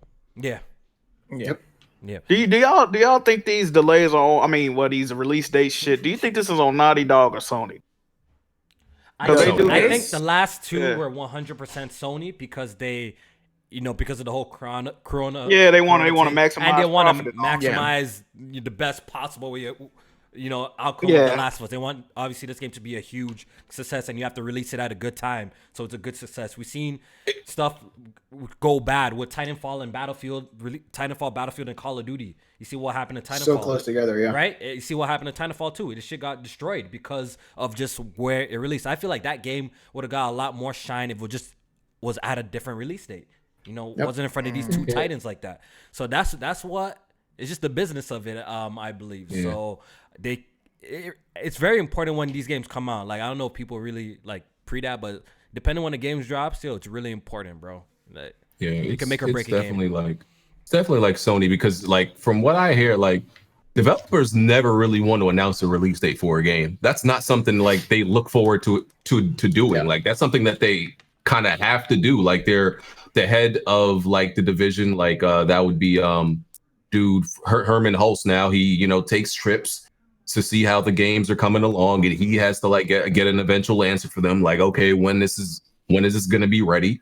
Like, developers say it all the time. If it's like they would never be done on the game if like they didn't if they weren't forced to get a release date. They would work on that thing forever. So they're like that's how it is. So it's look at Duke Nukem Forever. Like, you can see how that game changed every single time they tried to work on it. Yeah. I think it's just all part of the business side of things. These guys have dates to meet. I don't think they got as much time as in the world to make their game. They got dates to meet. So this one is from Jet Life. He says, did you guys see the prologue leak today? Yeah, I seen the 1 hour. I skimmed through it because I didn't want to be completely spoiled. But I couldn't help. Oh man! But I skimmed through the 1 hour thing. I didn't sit down and watch the whole thing. Jack, you're like, wow, Jack. I love it. This one is from President PlayStation. He says, do y'all think the leaks will impact review scores? We just discussed that. We appreciate your super chat. This one's from The Winter Horizon. He says, gameplay / level design will... I don't know what word he's trying to write there. I don't know if it's a thing. What about sales? He combined the words. Will be the redeeming factor. He's saying gameplay, level design will be the redeeming factor. Oh, okay. Yeah. And I think that's gonna be a big part that people are not talking about. Everyone's kind of just discussing the story, and I know it's important because it's a single player game like that. But the way The Last of Us 2 plays is looking like it's gonna play extremely well with the level of detail and animations and stuff like that. The game actually looks way better than the first one when it comes to gameplay. So I'm excited to play the game at least. This one's from Red Hood 420. Says, to be fair, that's a different writer. Last of Us has the same writer. I think this is when you were talking about Iceman or probably Uncharted. He's comparing it to Uncharted's writer. Oh, okay. This one's from Rockstar Nobody. Says, I met the black guy and this kid in The Last of Us. How far am I? Halfway. Yeah, you're about halfway done. Yeah, probably. Oh, Henry and Sam. 50-60%, yeah. We got a donation from Unforgiven with his message deleted and might have had spoilers in it. So Jesus Christ. This dude Unforgiven, man. Yeah, he's the best. He's a model. Yeah, listen, he is the best. Yeah. Shout out to Unforgiven. He's a model. This one's from Josh T. I was about to be petty. This one's from Josh T. Says, Xbots clowning The Last of Us 2. But they suck. What games do they have? Never mind. My boy Josh T, what's good though? They don't got a game to have controversy about. They wish, they wish. Controversy. What's going on with that? The game is even out. Are the ants racist? Let me know something. Another thing, even when Sony's not trying to shit on Microsoft and take away some of their shine, The Last of Us still took their shine because Gears Tactics reviews dropped and the whole timeline was flooded with The Last of Us leaks. I forgot the game came out. Last of Us leaks, and nobody was talking about Gears Tactics reviews. Somehow Sony always finds a way to steal the thunder, even if they're not trying to. It's crazy. So I've been going back and forth with Blandrew and Bond because the Jack knowing the DMs, they think this is gonna like drastically hurt Naughty Dog's future and their sales, like in this game and mainly in their future games. And I'm like, both of you are retarded because y'all clearly don't understand Naughty Dog stands. Like I go to war with Naughty Dog stands a lot, and even though like there's a lot of people that are like claiming they're not buying the game now, those are the vocal minority. Mm-hmm. Like always. Bond thinking this is gonna be like the EA and Battlefront 2 situation. I'm like, Bond, people already hated EA for like decades. EA just gave people another reason to hate them. Yep. People were already looking for a reason to hate EA. They're not beloved like Naughty Dog is. They don't have these stands. What's the last time you heard somebody say, "Oh, EA is my favorite developer"? You never. Maybe back in the like stuff like Dice is my favorite developer. BG, let me just like say this. Easy example: Pokemon Sword and Shield. Look at all the controversy and backlash that game had when it comes to the missing Pokemons, the national deck, this, that, the game's graphics. It turned out to be one of the fastest selling Switch games at the time when it came out, and it broke record sale numbers. So a lot of people do a lot of big talking on the internet, and I think it's going to be the same case when it comes to The Last of Us Part 2. The game's going to be a success, when people actually buy it and play it, if they enjoy it or not. That's still up in the air. I think it's breaking the PlayStation record. I'm pretty sure it's going to break that record. You think it's going to break a record? Possibly. Oh yeah, possibly. That's Spider-Man record. It's 3.5. I think so. I think it could do that too. 3.5. Yeah, it's 3.5 in 3 days. That's too low. Jamie says 5 million, which 5 million. That's kind of crazy in 3 days. I don't see it. I don't see it though. I don't see. Bro, 5 million. just off of the bare fact that there are 100 million PS4 sold, and the Last of Us game came out 7 years ago. Just off of those facts, it should sell bare minimum 4 million in 3 days. I could see 4 million, 5 million. I'll be very impressed. Very impressed. Plus, with the pandemic, video game sales are way up, so it has everything in its favor, honestly. Yeah. So I don't know, like. Right now, I'm seeing like some big YouTubers, a lot of subscribers kind of like shitting on The Last of Us. I don't know if this is going to be like a mainstream opinion or go big mainstream that will affect it. I doubt it. You know what's going to affect the sales the most is the fact that they kept shuffling the release dates. That's what I said. And they had to cancel pre-orders twice. I feel like that's the big thing that's kind of took away my hype for The Last of Us. Like, I'm still like excited to play, but I'm not as hyped. I feel like it's the delays and okay, you announce it, it's coming out in like 2 weeks, then all of a sudden we get a delay, then it's delayed indefinitely, and I feel like that's been affecting the game more than anything. So we gotta see, man. What? Alex is commenting in the chat. Yeah, so it's crazy. Oh God, Last of Us, man. I wonder what Jack's Jack's face is gonna be like when The Last of Us 2 gets in his hands finally. You're gonna be happy as shit, bro. I'm gonna be happy, dog. You already know. I cannot wait for the eventual spoiler cast after everybody beats the game. Honestly, y'all know what I'm doing? What? Go ahead, Kofi. I realize, right? I'm trying to take advantage of our current pandemic situation. I realize, like, every game that's come out during the pandemic, like every major release has a major shortage. I knew it. I knew this was come back. So like, I think I'm gonna like buy multiple copies of like Ghost, Last of Us, and I'm selling things on eBay. I might do the same thing. I ain't gonna hold you. Make a little profit, bro. Final Fantasy is. I seen that joint for like $100 on eBay because you can't get it. The regular edition too. The thing, look, I think it's just because of this whole Corona shit, bro. Like, I don't think, you know what I mean? Like, usually games come out in abundance. Like games don't sell out. You know, no, we're not in the fucking 90s no more. Games don't fucking sell out. Like, there's abundance of this shit. I think it's just because niggas can't go outside and pick it up, and I don't know, it affects shipments and stuff like that. So who knows? Or they didn't make it. Zhuge was saying, or Zhuge, however you say his name, that this date was so that they can rack up on physical copies and have enough when the launch comes. So it might not have the same situation as Final Fantasy VII, which came like right as shit was shutting down. Yeah. But we'll see. And you know, people are in talks, like the countries are in talks of opening up things slowly. So we got to see if this thing's going to get any better. Hopefully it comes back like we're all healthy and everything's fine sooner than later. Yeah, numbers are definitely going down, especially in New York. You know, that's where it got hit the most. Yeah, man. Or the hardest, at least, I should say. Yeah. This one's from Ryan Lobo. He says, shout out to Baron for making it to AEW. Big shout out to... Yo, did you see my man last night? Shout out to Baron, bro. That was dope. I watched it. That was dope. My man I seen the was match. in the ring. The HTIC. You know what that is? It's the head technician in charge. Okay? We proud of you, Baron. No, listen. You know, living the dream, dog. Was in an AEW ring in a fucking match. Big shout out to Baron, bro. Big shout out to Baron, dog. Doing his fucking dream.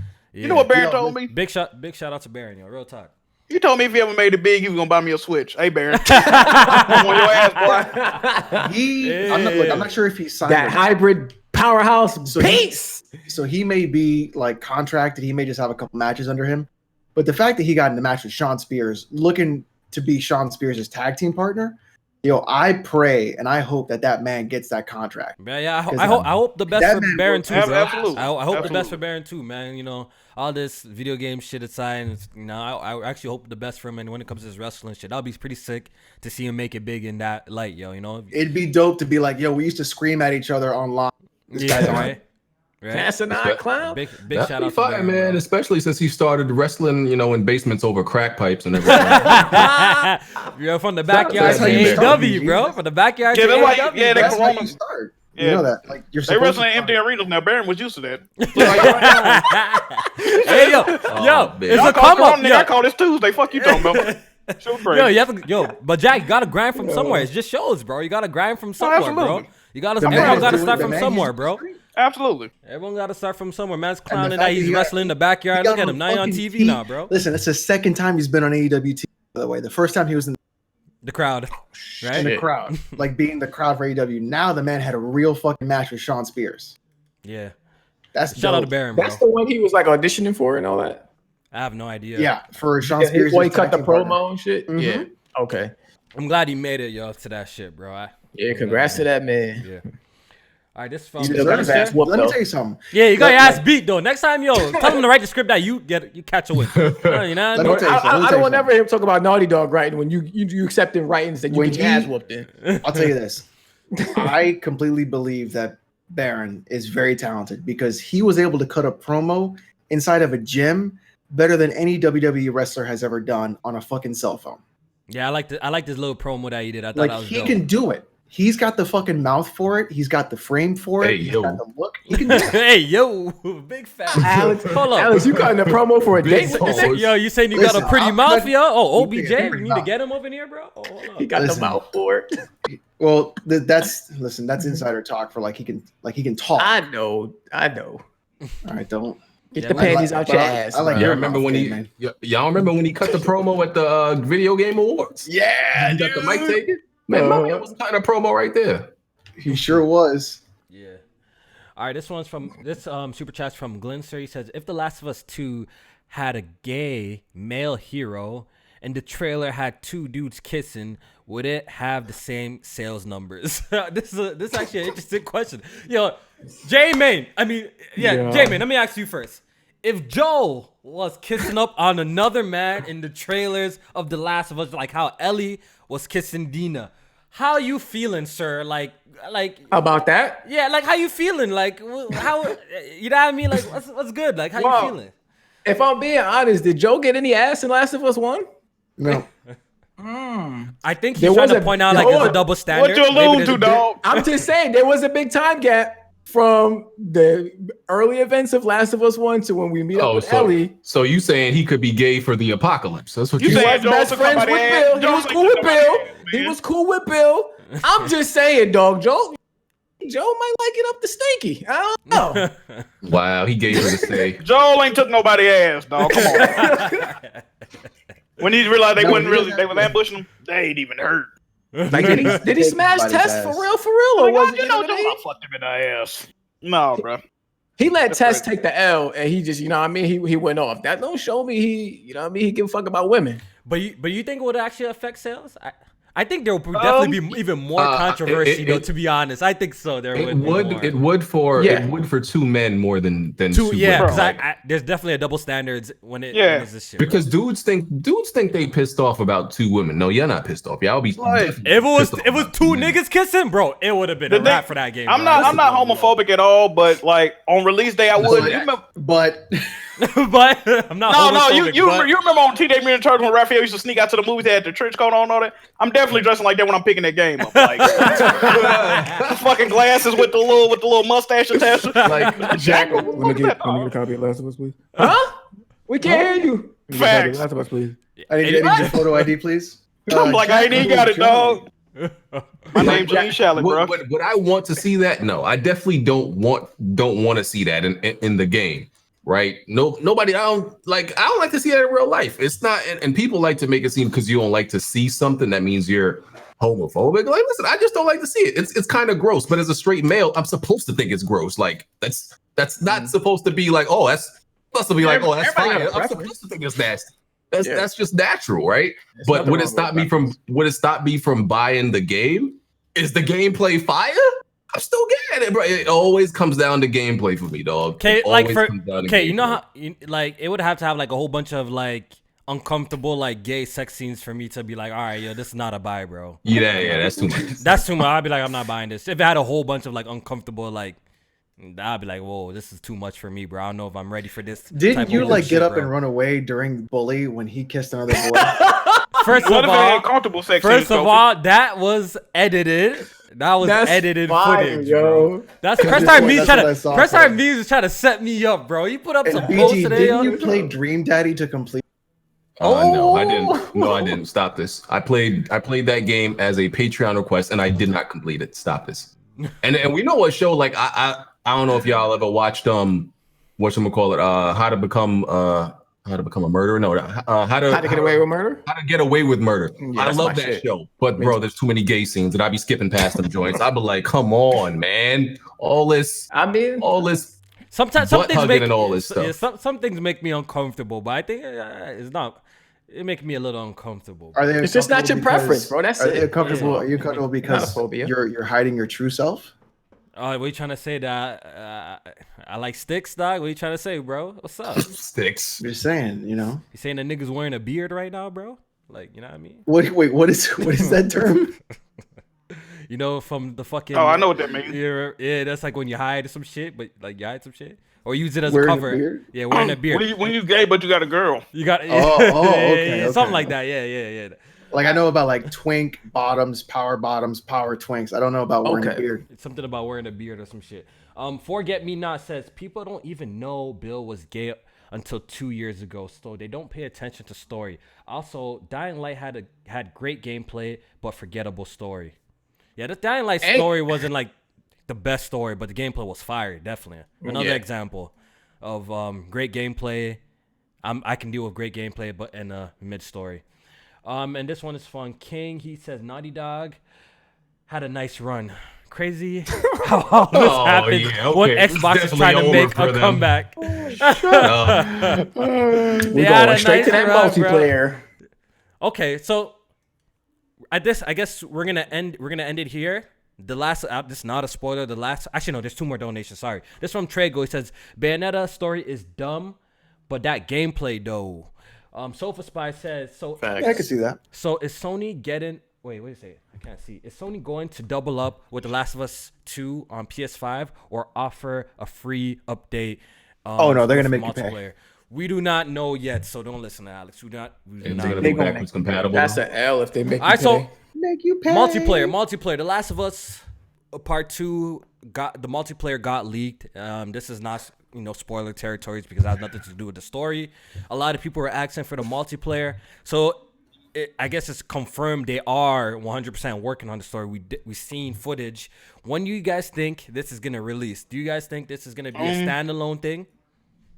So that might be 5 days. Yeah, I don't think it's gonna be standalone. I don't think it'll be.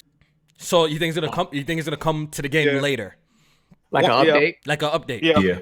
Also, one thing we can confirm: they are bringing back classic maps because that's the only footage I've seen. They were playing on Lakeside. Or they do this when they're testing, because Gears of War did this too, right? Maybe just because they're testing, they're using old. Well, they did have some of the old voice clips in it too. I think they're gonna bring back that's- classic maps though. It was definitely also more of a test they were running, and that's probably because the multiplayer is in early development. Because when the footage we seen, dude got shanked and he got right back up. That footage looked like ass. Yeah, this wasn't like a real match. This was like testing they were doing with like animations and mechanics and stuff like we're that. We're just setting everything up.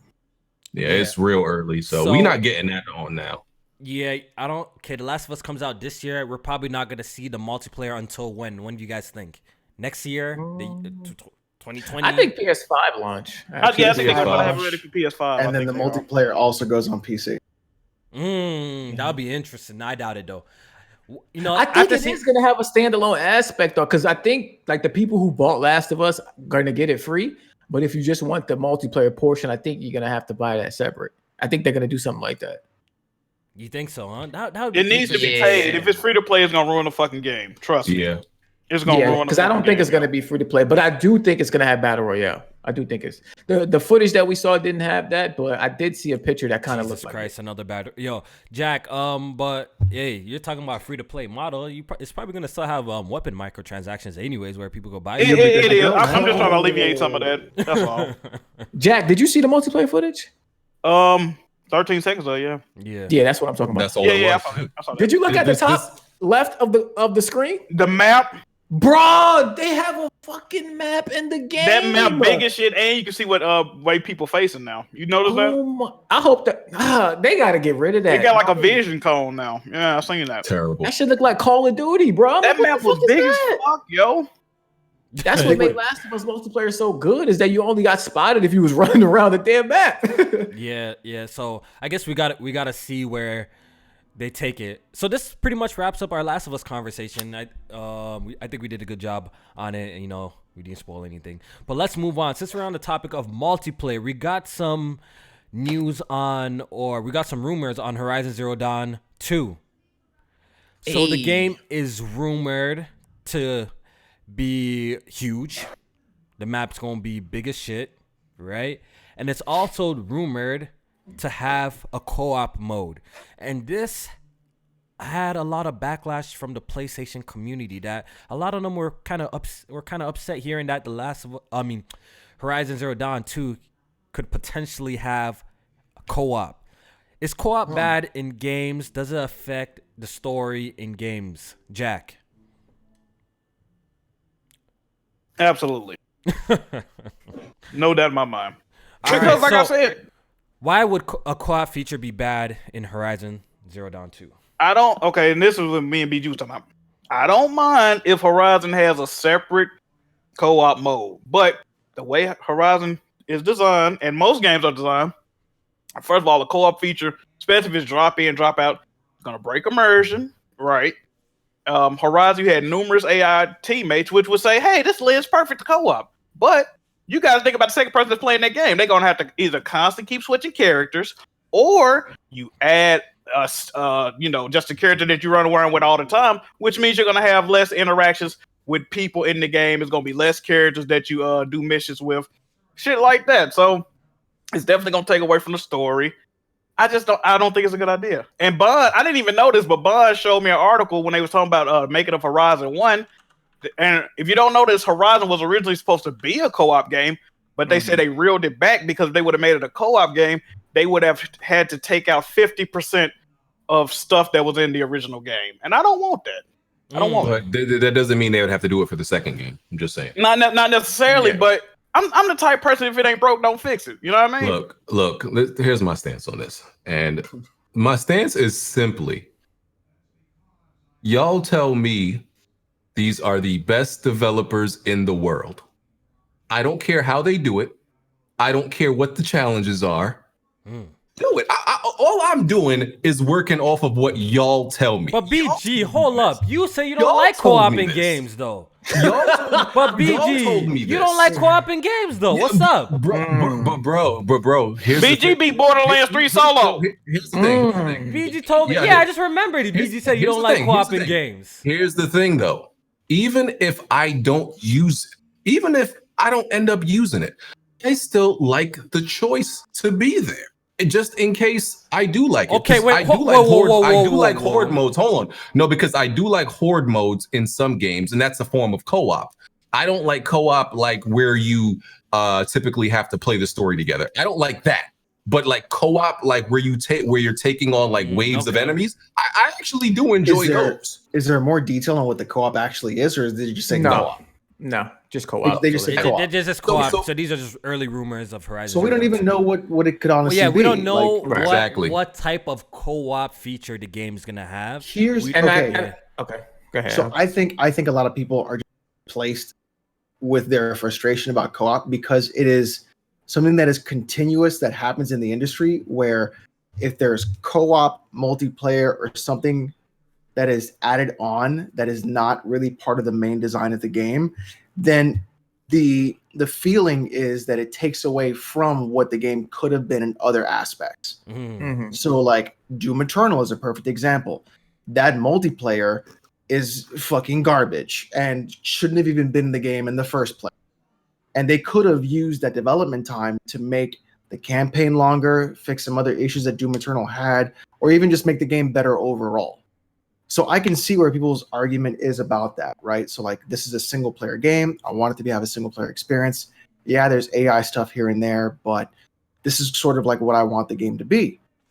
Whether or not the developers are going to do that is their choice. But I can understand people's frustrations in what they're trying to say of like, there shouldn't be co-op because it may take away development time and resources from the single player game, which is really important in Horizon Zero Dawn. On the other hand, though, if you tell me you're the best, let's move this mosey from the beginning. You cut off for a bit. Can you just repeat that? Okay, so if they wanted to do co-op from the beginning, and then it was always supposed to be a co-op game, then guess what? Y'all gonna deal with a co-op fucking game. See, because it's whatever the developers want. You see, look, this is how I feel with the situation.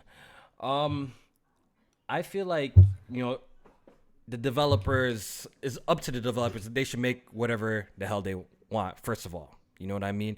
But as for a game like Horizon, since we already got the first one, and how that game was very story-driven, if this game offers co-op, yes, they're gonna have to make some sacrifices to the story, like Jack would said. They would have to for the second player to play through co-op. But then again, like BG said, we don't know what type of co-op it said, or Alex, or we don't know what type of form of co-op it's gonna have. If it's a separate mode where you're just taking down like mechs or certain missions, then I see no issues with that though. Jack, what are the top 2 Uncharted games? I'm just asking you. I would say Uncharted 2 and 4. Okay. What didn't Uncharted 1 have? Online. What did Uncharted 2 have? It had online and co-op. And you just said it was the top 2 Uncharted. Okay. It was. But it was but this is what me and BG don't even disagreeing. We both think it should. I mean, I don't give a fuck. But if it had an optional co-op mode, I wouldn't give a fuck about that. It's just I don't want it in the main story. And this is what I asked BG on Weapon Wheel, right? I'm gonna ask y'all this: would you rather have Horizon 2 with co-op, or would you rather see them expand upon things that was in the game, like rideable machines? I would like for you to be able to ride more machines, like flying machines. Both of them. You can't. Why can't I have both? Both. They can't, bro. I don't believe you. I don't think they can do it. I don't think they can do it. Didn't they expand their studio by like the same.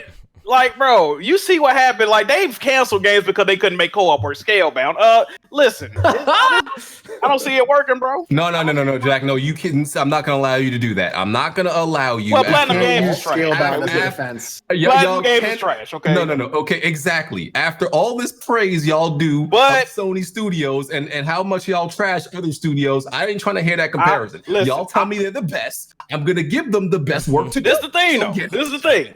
I'm gonna pull Kid Smooth. This is the thing. I fuck with Guerrilla Games, but I'm not gonna act like they ain't got more than one game I like. Like Horizon was it for me. Killzone, they can miss me with all that bullshit. So I don't know I mean, Horizon was fire, but how talented are they really? Like, you know what I mean? So you worried about the story aspect being affected by the co-op? Oh, absolutely, absolutely. But can we keep it a bean that the story in Horizon was carried by the gameplay? Like that game was carried by the gameplay. The story was and look. the story? This is my I'm opinion. not I know gonna argue some people Okay. disagree with me, but I think when that it comes Horizon to Horizon, story fire. I think No, that but story. this is the thing. That story was okay. If you It didn't, was do, okay. if you didn't do the research, if you didn't do the research and the searching and doing Yeah, all the it extra kind of shit, you didn't get it kind You of didn't get the story. it kind of forces you to learn more Look for about Yeah, you gotta look for story this. and It's more like audiobooks a and lore stuff. based. It kind of Yes. it kind of forces you And I that don't way. blame. Yeah. I don't blame people if they think the story wasn't good because I hate audio tapes in video games. I think they need to stop with this audio tape nonsense. The Because game needed more cutscenes, yo. It needed more cutscenes explaining what the fuck was going on. and people Get going to outta complain here. about that. Because that would have told you the story without you having to search for everything. That's why a lot of people don't like story. They didn't look for it. Because like BioShock had a lot of audio tape. It's a good story even when you don't listen, but it's a much better story when you listen to the audio tapes. But nobody wants to sit there listening to damn audio tapes. That's the problem. Exactly. Yeah. And you had to stop moving when you was listening to him because she'll start over talking the audio tape. Then you might trigger a little mini cut. That was terrible. All That's shit what was happened playing in that MGS5. Yeah, that's shit that they got to work word. on to this for the sequel. Like, you just don't. I don't feel Horizon Zero Dawn story is bad. I just feel like the execution for it could have been better. Like, I like the whole concept I and agree with that. ideas. Yeah, I I think agree the with that. execution could have been much better for the story because the whole concept of the game is great though. Like, I like the whole concept and premise of it. Like if you told me MGS5 was going to have, I would have been okay with it. It's gonna Because have the what? way if He said co-op. MGS5 had co-op, I oh. would have been okay with it. Because even in the storyline, it's done through all the audio tapes, and a lot of it's done through cutscene. But it's about building your private military corporation. So you could attack certain sections and parts of that game in different ways with a co-op partner. That makes sense. So I could see that absolutely, and the story wouldn't really be impacted. So yeah, you could totally do that. All right. I definitely wanted to have co-op in some aspect, though. I just think about that one mission where you had to go against what's that, Red Maul, the Thunderjaw that Yeah. took out a lot of people. And I think they dropped the ball on that mission too, because that Red Maul was actually just a very basic attempt of the Thunderjaw. It wasn't like that much different. Like it didn't have different weapons. It was just pretty much. They weren't stronger. nothing special. Yeah, it wasn't nothing special. So I'm looking at something like that where they can expand on these machine types, make these certain ones have crazy ass weaponry and have different behaviors that you can get in the co-op with and take them down and stuff like that. And of course, you're thinking about like expansions and DLC. Then you got to and walk stuff up like that. all matchmaking now and all. You know what I mean? Yeah, I like don't know. if they turn Horizon Zero Dawn into like an Anthem type of shit, I 100% agree with Jack. I don't want that shit. If it's like They ain't that, doing that. if it's like some Anthem type of shit, okay, I do not want that. But if it's some form of like horde mode, J-Man got a point though. or dropping, I don't know. It If depends they how do the implement Hun it. Lodge like that, because you can't go to the Hun Lodge. Okay, if you go up to the Hun Lodge, you go to the counter. All right, matchmaking. You do the That's Hun fine. Lodge That's missions. fine. That's Yeah. cool, That's but fine. don't make the whole game like that. But Yeah. what happened to all this? Like, we like that Sony gives the developers creative freedom and they can do what Here they go want. BG with his bullshit. Hey, you know what happens when you get creative freedom, BG? You get shit like passion projects. I don't want Oh, listen. man. I don't want the developers loving nothing they working on because you see what happened with that. All right, Get shit like The Last of Us 2. Oh man. you see they despise their Okay. fucking job and the game is looking fire. Listen, I want you to hate that motherfucker. I don't know, Jack. When you, oh man, Don't do All it. right. All right, let's move on. We got a new game announcement. Yes, we got a new Assassin's Creed. Yay! All right. baby. Assassin's Oh, Creed shit. Valhalla. It seems like there's gonna be a lot of Viking games coming out between God of War, now What is it Assassin's like? Creed, That's and like the whole and, thing now. and Hellblade. So this whole Oh, Norse, even this whole no, but Norse even games like mythology is VPN. Norse mythology's in. I guess is the new Hey wave man, right just now. just watch The Last Kingdom on Netflix. It's fire. Yeah, so Vikings, Norse mythology, that shit is in. So we're getting a new Assassin's Creed. It's coming out for PS4, Xbox One, Epic Game Store, and Uplay. PS5 is going to be a cross-gen title, and the Xbox Series Trash. X. So we're gonna Cross-gen means trash. yeah, so we're gonna see our debut gameplay May 7th during Microsoft's Inside Xbox, where they will be showing next generation games for their first time. So Microsoft also came out and announced that they're going to give us a first look on gameplay for the Xbox Series X on May 7th. But do not expect any first party games. It's going to be third party games, and Assassin's Creed is going to be there. But before we get to that, how long we gotta wait? What do you mean? How long we gotta wait for the first party? I've been waiting since 2014. Yeah. But before we get to that, let's finish up Assassin's Creed before we get to that. Not much to talk about. Is anyone excited for this? That's my question to y'all. Is anybody excited for this? Assassin's Creed hasn't been good since AC2. Okay, this is my problem with Assassin's Creed. That's a lie. Black Flag was the last good one. Black Flag was fire. Black Flag was the last. So y'all said Black Flag was the last good one. Was the last good one? Yeah. It was okay, let me ask you a question, right? And this is just with Ubisoft in general. It's a constant cycle with Ubisoft. People are just mad excited anytime a game gets announced. I can't wait. Day one, baby. Day zero. All this shit. Then the game come out and nobody fucking likes it, right? It's a handful of people that enjoy it, but everybody else said the game is shit. It just keeps happening. When are we gonna learn to you know what? Don't worry about it. Y'all. It's a vicious cycle, bro.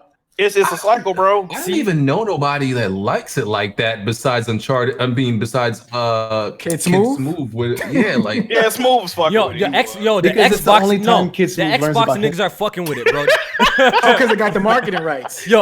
A lot of Xbox niggas are fucking with Assassin's Creed, bro. Like, I noticed that from the community. The Xbox community loves Assassin's Creed. And I've played Origins. I played Odyssey. I've gave them a chance, right? And with this whole new direction that it's going. And something about those games, about 20, 25 hours into the games, it just becomes trash. A chore. It becomes a chore. Yes, that's exactly the word to use to describe Assassin's Creed with the past couple of games, a chore. Because I feel like the direction that they're going, they make the games overly big for no reason. There's a lot of repetitive stuff, a whole lot of grindy shit, and I just get tired of it extremely fast. For a while. Like, I've hated the worlds. Like, I've hated the desert worlds, and just it's not fun to be in. The combat has been the worst thing. Like, how you have 12 entries of a game? 12 entries of a game, and you still haven't perfected the combat. Like, that makes no sense to me. The combat only got worse. They switched it up for like Origins and Odyssey. That's what I'm saying. I even like the old one better, bro. I like the old style of gameplay better. I like that. And it was, remember when the game really used to be a stealth game like that? Like, I don't know, man. Like, I'm not really feeling like the whole Origin setting was cool. I will admit that. The whole Egypt shit, I thought that was kind of cool and stuff like that. But and I looked at the CGI trailer, and I hate CGI trailers, by the way. Yeah. And like, I listen, I know we got to suspend, belief and everything. Yeah, we got to suspend it. But my nigga, Vikings having hidden blades and assassinated. I was bugging when I seen that. But you don't really be assassinating like that anymore in Assassin's Creed, bro. They could literally just do samurais and be First of all, Alex, I don't even want them to do Japan anymore with this current template that they're going. I kind of wanted Japan when they were doing that old shit back with fucking Brotherhood, AC2. Right now, if they do Japan, that shit's gonna be ass cheeks. I'd rather just play Ghost of Tsushima at this point. Like, I'm more excited for that game actually. They had like a phone game that was in Japan, I think. That was China. If it had like the Syndicate for even Unity gameplay with Japan settings, I could have got down with that. But now with this new shit that they're doing, I kind of even don't want them to touch this Japan shit. But a lot of people are fans of this new direction that Assassin's Creed is going. I'm personally not. Like, I dropped Origins and Odyssey. The last Assassin's Creed I beat that I really enjoyed was Black Flag, and I thought that was a great game. I actually really enjoyed that game. Can a Viking do you even assassinate people in the past games anymore? Like, I honestly don't know. Do you assassinate, like actual assassinate? I'm not talking about just like in Odyssey and Origins. Yeah, you still could stealth it a little bit because you still pull up to bases or base camps and you could hide around and shit. But I don't know. It just doesn't feel like a good stealth game though. Like, you know what I mean? It doesn't feel like a good stealth game. Crazy. Anymore. I do want to give it another shot though. I got Origins and Odyssey. I was just playing Odyssey though when I had when Google Stadia was still in like beta. Like, and I was just bored with that shit. I don't know. They got to get back to like the grounded gameplay, because in Odyssey, didn't you play as a demigod and you could like fly and shoot magical arrows and all this nonsense? And they had a lot of mythical shit. Nah, they added mythical shit with, I believe, they started out with Origins, I believe. I don't think they started. I mean, motherfuckers playing with golden apples in the other games though, so it wasn't too. You know what I mean? Yeah, it wasn't too realistic. Yeah. I got a question for y'all. So, knowing that this is going to be our first look at a next generation game on the Series X, do you guys think we're going to be blown when it comes to visuals and like how the game looks? Is it going to look next generation when we see it? What do you guys think? No. I don't think so either. Nope. That's why I think it's gonna be 30 frames per second, and it's gonna have decent graphics. But that was gonna be my other question on the Series X. Do you think this game is gonna run at 60 frames per second? On the Series X? That's the only thing that would impress me if it's 60 frames. I think that would impress me too if it was 60. If they got that open world 60, I'll be somewhat impressed. Because Ubisoft games ain't really, beautiful like that to begin with, especially because they try to fit all that shit in it. So yeah, so it might not even be a good game to debut the shit with. Yeah, that's what I'm saying. Like, you're gonna be showing Series X gameplay for the first time. You already like showed Gears of War, an old game, which if we're keeping it real. Like I played that game on PC. I didn't really see any major striking difference on the Series X. I feel like if you're gonna show gameplay and you're gonna be a first look at gameplay for the Series X, it should be something built for it. Yeah, something kind of built for it that could really show what it can do. I don't know if Assassin's Creed, Vikings is gonna be that game to really blow people's mind. You know what I mean? Like, it's kind of. But weird. In that aspect, is any of those games that even they're gonna show gonna be built for it, because they're gonna be playable on the previous play hardware? anywhere. Yeah. I don't know. So I guess we gotta wait and see until like what's going on with this whole situation. Because I've asked this question on this podcast before. Like, do you guys feel like we're gonna see a real like next generation jump in graphics like we've seen in the past? With this generation, are we coming to that? What did they say? Uncanny Valley, where like we kind of settled on a look, and maybe it'll be slight improvements from here. So man, look, they gonna have to impress us with shit like load times, no texture popping. Look how quick we moving through, like the shit Mark Cerny was talking about. Look how quick we moving through the environment with no loading. Yeah, they got to impress us with that, yo. I think it's just gonna be like a whole bunch of like clean presentations, like like. The image isn't gonna look next gen, but it's gonna be clean. It's just gonna be like a sharp, clean image, and that's what it's really gonna look like. You know. The game is gonna have like 100 versions for you to buy. By the way. Yeah, I see that bullshit. Regular edition, deluxe edition, digital deluxe, ultimate gold edition, ultimate gold. It has like 5 editions of this game you can buy. And another reason why I don't like the new Assassin's Creed games, because it comes to a point that it feels grindy, and it kind of feels like they're kind of, they do it on purpose by design to kind of push you to, like, of course. Let me go and cop these microtransactions real quick to make this go a little bit easier. The XP boost. That's how they develop mobile or games, shit like that. So that's another thing I don't like about like the Assassin's Creed games. It kind of feels like it has like some predatory behavior that kind of like like they make this shit extra grindy so I could go and spend some money to boost my EXP or buy the armor and go my 2 points or some shit, bro. So you sound kind of like this one guy on this podcast. He's really smart. He makes a couple videos like that sometimes, but then gets kind of the dick sucker. I know you talking about. Yeah, dick sucker, that guy. Yeah. That guy. Jack, speaking of sucking dick. Oh no, don't do that. So the game will support Microsoft Smart Delivery feature. So if you buy a copy for the Xbox One, you will have the Series X copy version of the game out the gate. PlayStation still hasn't come on and talked about this feature yet, even though I think they're gonna do something like it. I think so. Jack, you think so? Man, bro. I don't know what's wrong with PlayStation, yo. They haven't come on. This is kind of basic, right? Hey, Jack, man, for the players, remember? But this is the thing, like they just, I don't know why PlayStation let, like, what's this shit? Lies unchallenged become the truth. You know what I mean? So as long as you let a motherfucker run with something, they just gon', you know what I mean? Stop letting these people build a narrative on you, dog. You got to say something eventually. Yeah, so I guess we don't know. But there is rumors that we're going to be getting some sort of hardware reveal for the PlayStation 5 next month, and we're going to be seeing games in June I think that's the rumor right now, and we're gonna be seeing games for Xbox, the real event, Jack, not the Inside Xbox one. We're gonna be seeing shit in late June or July, apparently. Like July, we're gonna be seeing shit. That's the, the word around town, what's happening. So, Assassin's Creed Valhalla. It's a big skip for me. I haven't even seen gameplay yet. They really gotta switch up some formula shit. But you know what? They said some crazy shit though. Like they said 15 studios have been working on this game. That's crazy. That's not that crazy for Ubisoft though.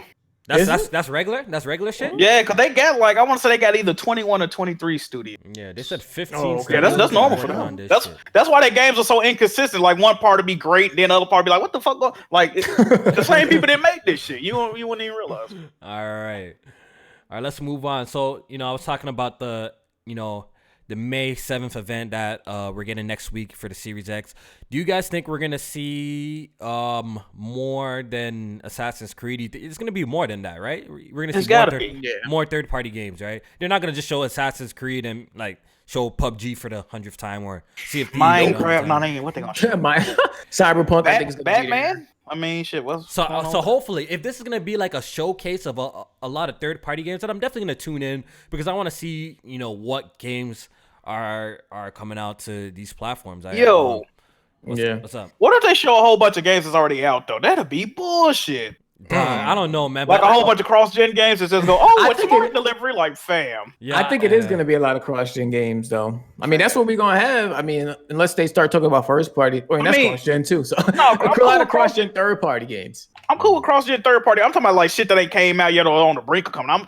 Don't show me, goddamn Evil Within 2 running on. You know what I mean? Don't show me don't show me no old-ass game. I don't give a fuck, bro. Yeah, we'll see. This is where Microsoft kind of has to outshine everybody at this point, the ball's in their park. They kind of got the hardware is cool. The hardware is good, See, Microsoft already have I guess you could say the lead right now.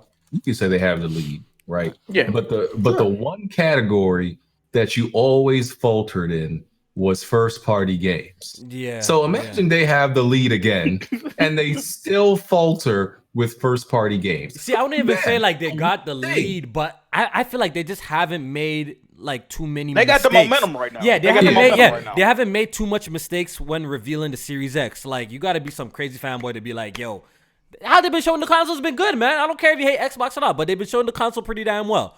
It's just the last piece of the puzzle is they got to deliver with the games. And we already know the old stories is beating a dead horse. Microsoft got no games, this, that. We know they bought a whole bunch of fucking studios. Now it's time to see what they've been working on. Bro, they really gonna show Grounded at this, bro. I'm still on that. Bro, they gonna show Grounded. They show Grounded. Bro, nah, that's a first party studio, so I don't. They gonna show Grounded at this. So this is so I feel like these are the key. Look, there's two more things that they got to do. They got to hit home with the price. Number one, the price got to be on point, and $5.99. And the next thing is they gotta really come with the games. You have to show something impressive that Xbox Studios is working on. We gotta see what these guys are working on before man's gonna you know what I mean? I had my hopes up for this event till I realized it was third party games. Bro, when I saw it, I got hyped. Then I read it properly. Then I'm like, oh fuck. Then it was third party shit. At the new event, when they show their actual first party games, they come out with they big graphical showcases Forza, either one of them. Y'all impressed by that? Y'all fucking with that? Okay, look, Forza's expected. Yeah. No. Halo's expected. I think these are two titles that are. You think they show a Halo? Yeah, Halo. Is expected. Yeah, they gotta show. If they don't show Halo here, Jack, oh man, that game is something's up with that game, bro. I forgot. Something is up with that game, bro.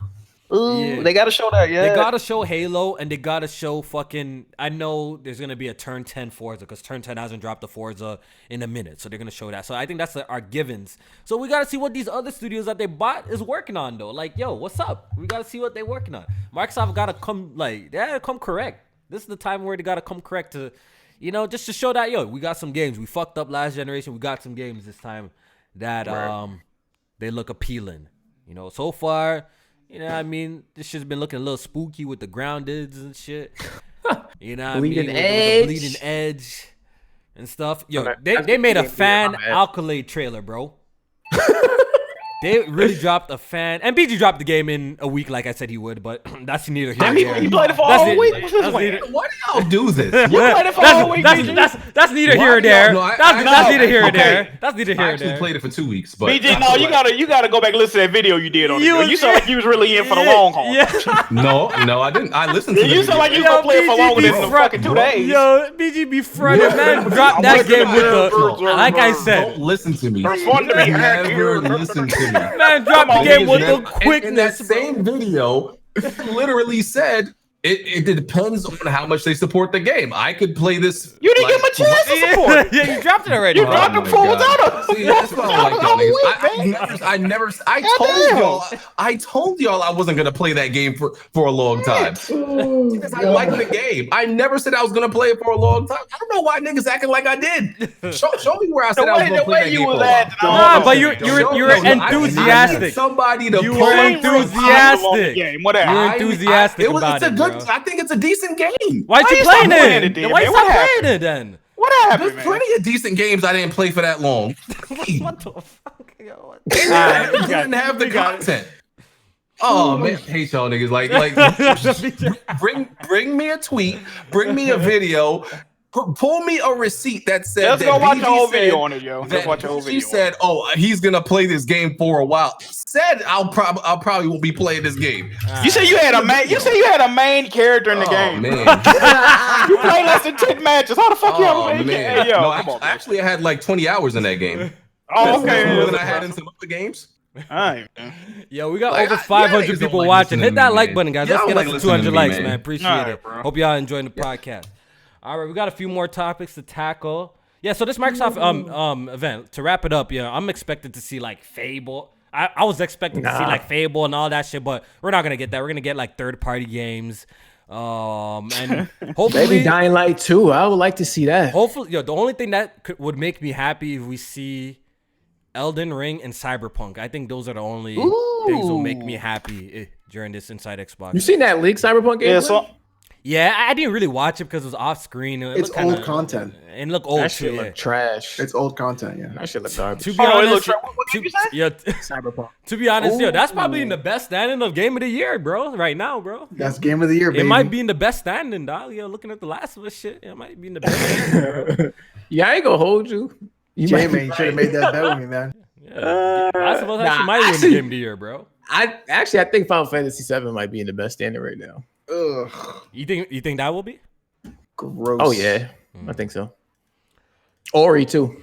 Or he definitely needs to get nobody giving nominated. RE3 no love, man. That's crazy, yo. Nah, hell no. How about RE3 was not? Bro, I still haven't played Yeah, it, bro. Man, fuck y'all. RE3 was a cool one night stand. You know what I mean? Jack, you even Man, agreed with my I still have review to play stuff. it, bro. I agree with a lot of your review. Game was still fuego though, dog. Come on now. Let's put some love on it. No, Come on now. All not for right. $60. Okay, see this. I don't know how to feel about this. I don't know if this is good. I don't know if this is bad. So I'm gonna ask y'all. Xbox Game Pass has reached 10 million subscribers. Is this a W or a L? People in So the chat. $10 million. Is this?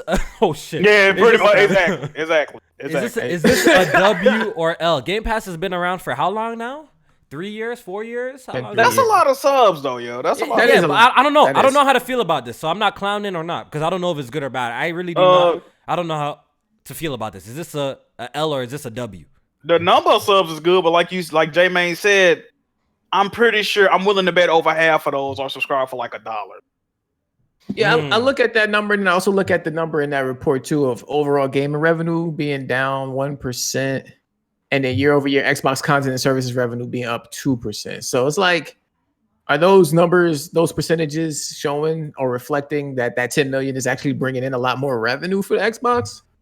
So, and that's what I think about it. It doesn't look like that. I don't you know. Like this whole Game Pass model, I still don't know, because we always have those people who say it's bad for the industry and stuff like that, having a service like Game Pass and it's going to affect developers in the long run and stuff like that. So like, I'm really want to see like how it goes. I'm still waiting to see how a model like this works.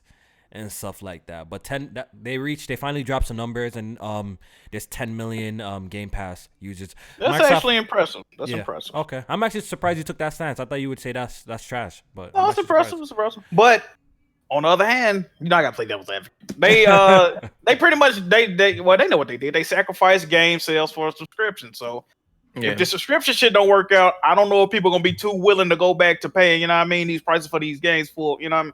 So they put all their eggs in one basket. Hopefully this shit work out. Do we know, or do we have any reports on PlayStation Now's subscriptions? Like, did Sony ever talk about that shit?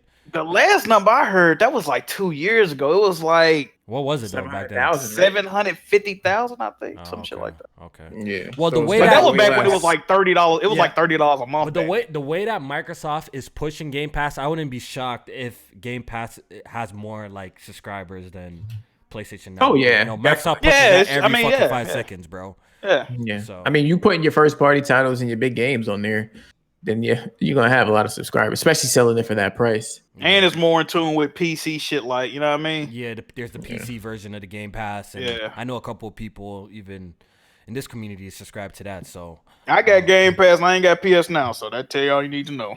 Okay. I thought they wasn't reporting on monthly active users no more, but they did come out with a number for that in this recent report. Didn't they say something crazy like 90 million Xbox Live users or some shit? Yeah, that's wild. 90 million.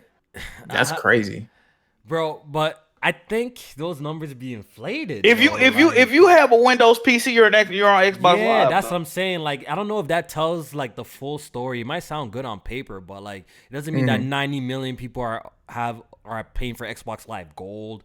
Maybe definitely because if you have an Xbox Live account, which I have one, and I haven't paid for Gold in I've never years, paid for Gold in years, and they probably count me as an active user. So I don't know, but hey, if it works, if it's good for them and it's good for their investors, then so be it, bro. Yeah, I guess they're looking at that as like potential customers. If you could put it potential, so right? Like 90 million potential customers when you put a product on Xbox Live, you know.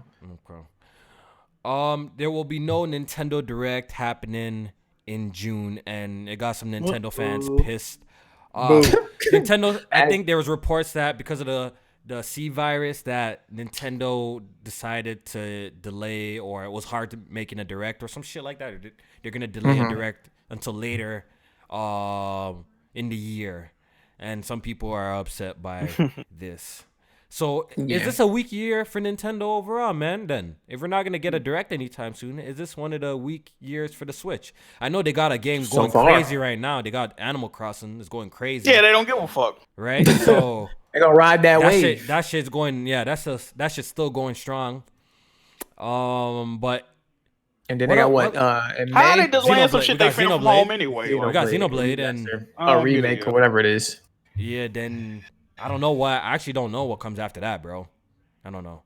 That's what the so people in the chat are saying it's a rumor. So I'm gonna let y'all know it's a rumor. Yep. Let me just put it out there. It's a rumor. So it may still happen in June, but it's a rumor. Okay, take it with a grain of salt. They shouldn't be in no rush. They're in a great situation right now. People clamoring for your systems. They can't get them on store shelves. You know, Animal Crossing, Pokemon. You know, they don't give a fuck, man. Yeah, right. They don't care, dog. They're blowing up. That's terrible. Notorious Nicholas says, yo, are we finally gonna see stuff from Warner Brother Games? Hopefully we do, man. Hopefully we see this Batman shit there. I think that would be cool to see. Man, fuck Batman. I'm tired, man. You think so? How many times we gonna do a free flow combat in a city with no NPCs? How many times? I want to see what they do with it. I want to see where they take it. Damn. I like the Batman games. I just think this rollout for this game has been terrible. So, but how many do we need though, Jay? Man, we got 4 already. Like, bring back Gotham City Imposters. Where that's at? Let me get that. Oh, goddamn. Yeah. Jack, really? Yeah, that was fire. You ain't like Gotham City Imposters? Oh man, you can stop. That game was heat. You tripping, dog? And Josh T says free Pornhub Premium is more essential than Game Pass, bro. You don't gotta tell me twice. I already got them subs, bro. You already know it's wild. Yeah, definitely utilize that free trial. People who use Game Pass are bad people. Did you ever tell your stance on Game Pass? Yeah. We know. Yeah, BG says he's never gonna support these streaming services. Still haven't. And still haven't. Mark my words. mark today's episode down. I've already told him this before, but he's gonna go back on this. So you both bleeding edge. He's 100% gonna go back. Yuck. How much it cost? How much it I'm cost? fine with buying that. How much it cost? How much it cost? It was like 30. Alright. Like 30. That ain't nothing. He's 100% gonna go. Boy, you done lost your motherfucking. Are you crazy? Are you crazy, BG? Mind you, this is What's wrong coming, with you? Mind you, this is coming from a guy who bought a game about moving out, moving. Sir, stuff I into got houses. I got a review code, and I would have purchased that game. Yeah, You yeah, would have purchased it. And yeah. you Your brain didn't move out your motherfucking head. You fell there and bought goddamn bleeding edge. Fuck wrong with you, man? You crazy as hell. You play games Man. about cooking. You play Shut games your about ass dining up. service. Yeah. Shut your ass up, yeah, BG. Yeah. You play games You done about lost your moving fucking- out. You play games about you. You're You a need movie to tell it with a games spoon as a right now. moving Shut your company, ass bro. up, BG. You're the last person that should talk I'm about about to roast you, dog. anybody playing. Shut This up. shit crazy. Shut up, Jack. You see the games Jack be playing, and he be talking about them on Twitter like anybody care. Oh, I'm gonna be live stream. They want to see that, Jack. And fire. Yeah, fire. Yeah. Nobody want to see that. Your damn mouth. I didn't even see this. Yes, I bought Bleeding Edge, and I'm happy about the purchase.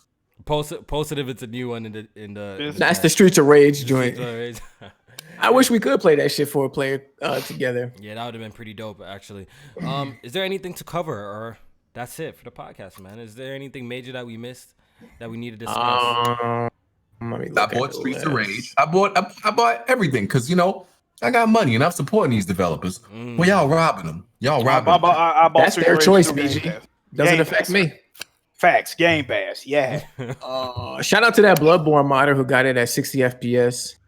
Yo, That was pretty dope to see. I seen that, but it's running like in turbo speed or some shit, bro. Yeah, it's Certain aspects. It's interpolated frame rate. Yeah. So, but it's crazy. Like, if some random guy did this, then From Software should be able to put together 60 frames per second version. Then, right? They definitely could. Come on, man. You know they could. If they could, so I don't know why, bro. Like, It's almost like developers are. Oh, let me say something. Let me tell you something. All right, yo. So I'm bored. I'm at home. I'm not working right now. You know what I mean? I'm on my pay leave or whatever. So I see PlayStation is having a sale, man. I'm like, yo, let me cop some, play some. I see that they got Sleeping Dogs Definitive Edition for $4.99. I'm like, say a word. This is a game I already beat on PC already. I'm like, yo, you know what? I'm down to play this game on consoles again. Why not? You love waste money. My team. Shut up, bro. $4. You bought Bleeding Edge. Shut up, bro. You can't talk. Yeah, facts. You buy games that are on Game Pass. You buy games. That's the definition Yeah, of hold that L. Hold that L, bro. Hold that L. Yeah. Hold that L like you're holding that chicken. Your greasy ass lips, nigga. Fuck out of here, bro. Good investment. Fuck out of here, nigga. Why Bought Bleeding Edge, bro. Yo, that's a pause, dog. That's not a pause, bro. Nigga, use a napkin, nigga. Say your lips moist. Me. What's going on right? He said he wants to kiss him. Wait. Okay, now you just. Right. Yo, so what's it called? So I bought fucking Sleeping Dogs. So I fired that shit up on the PlayStation, right?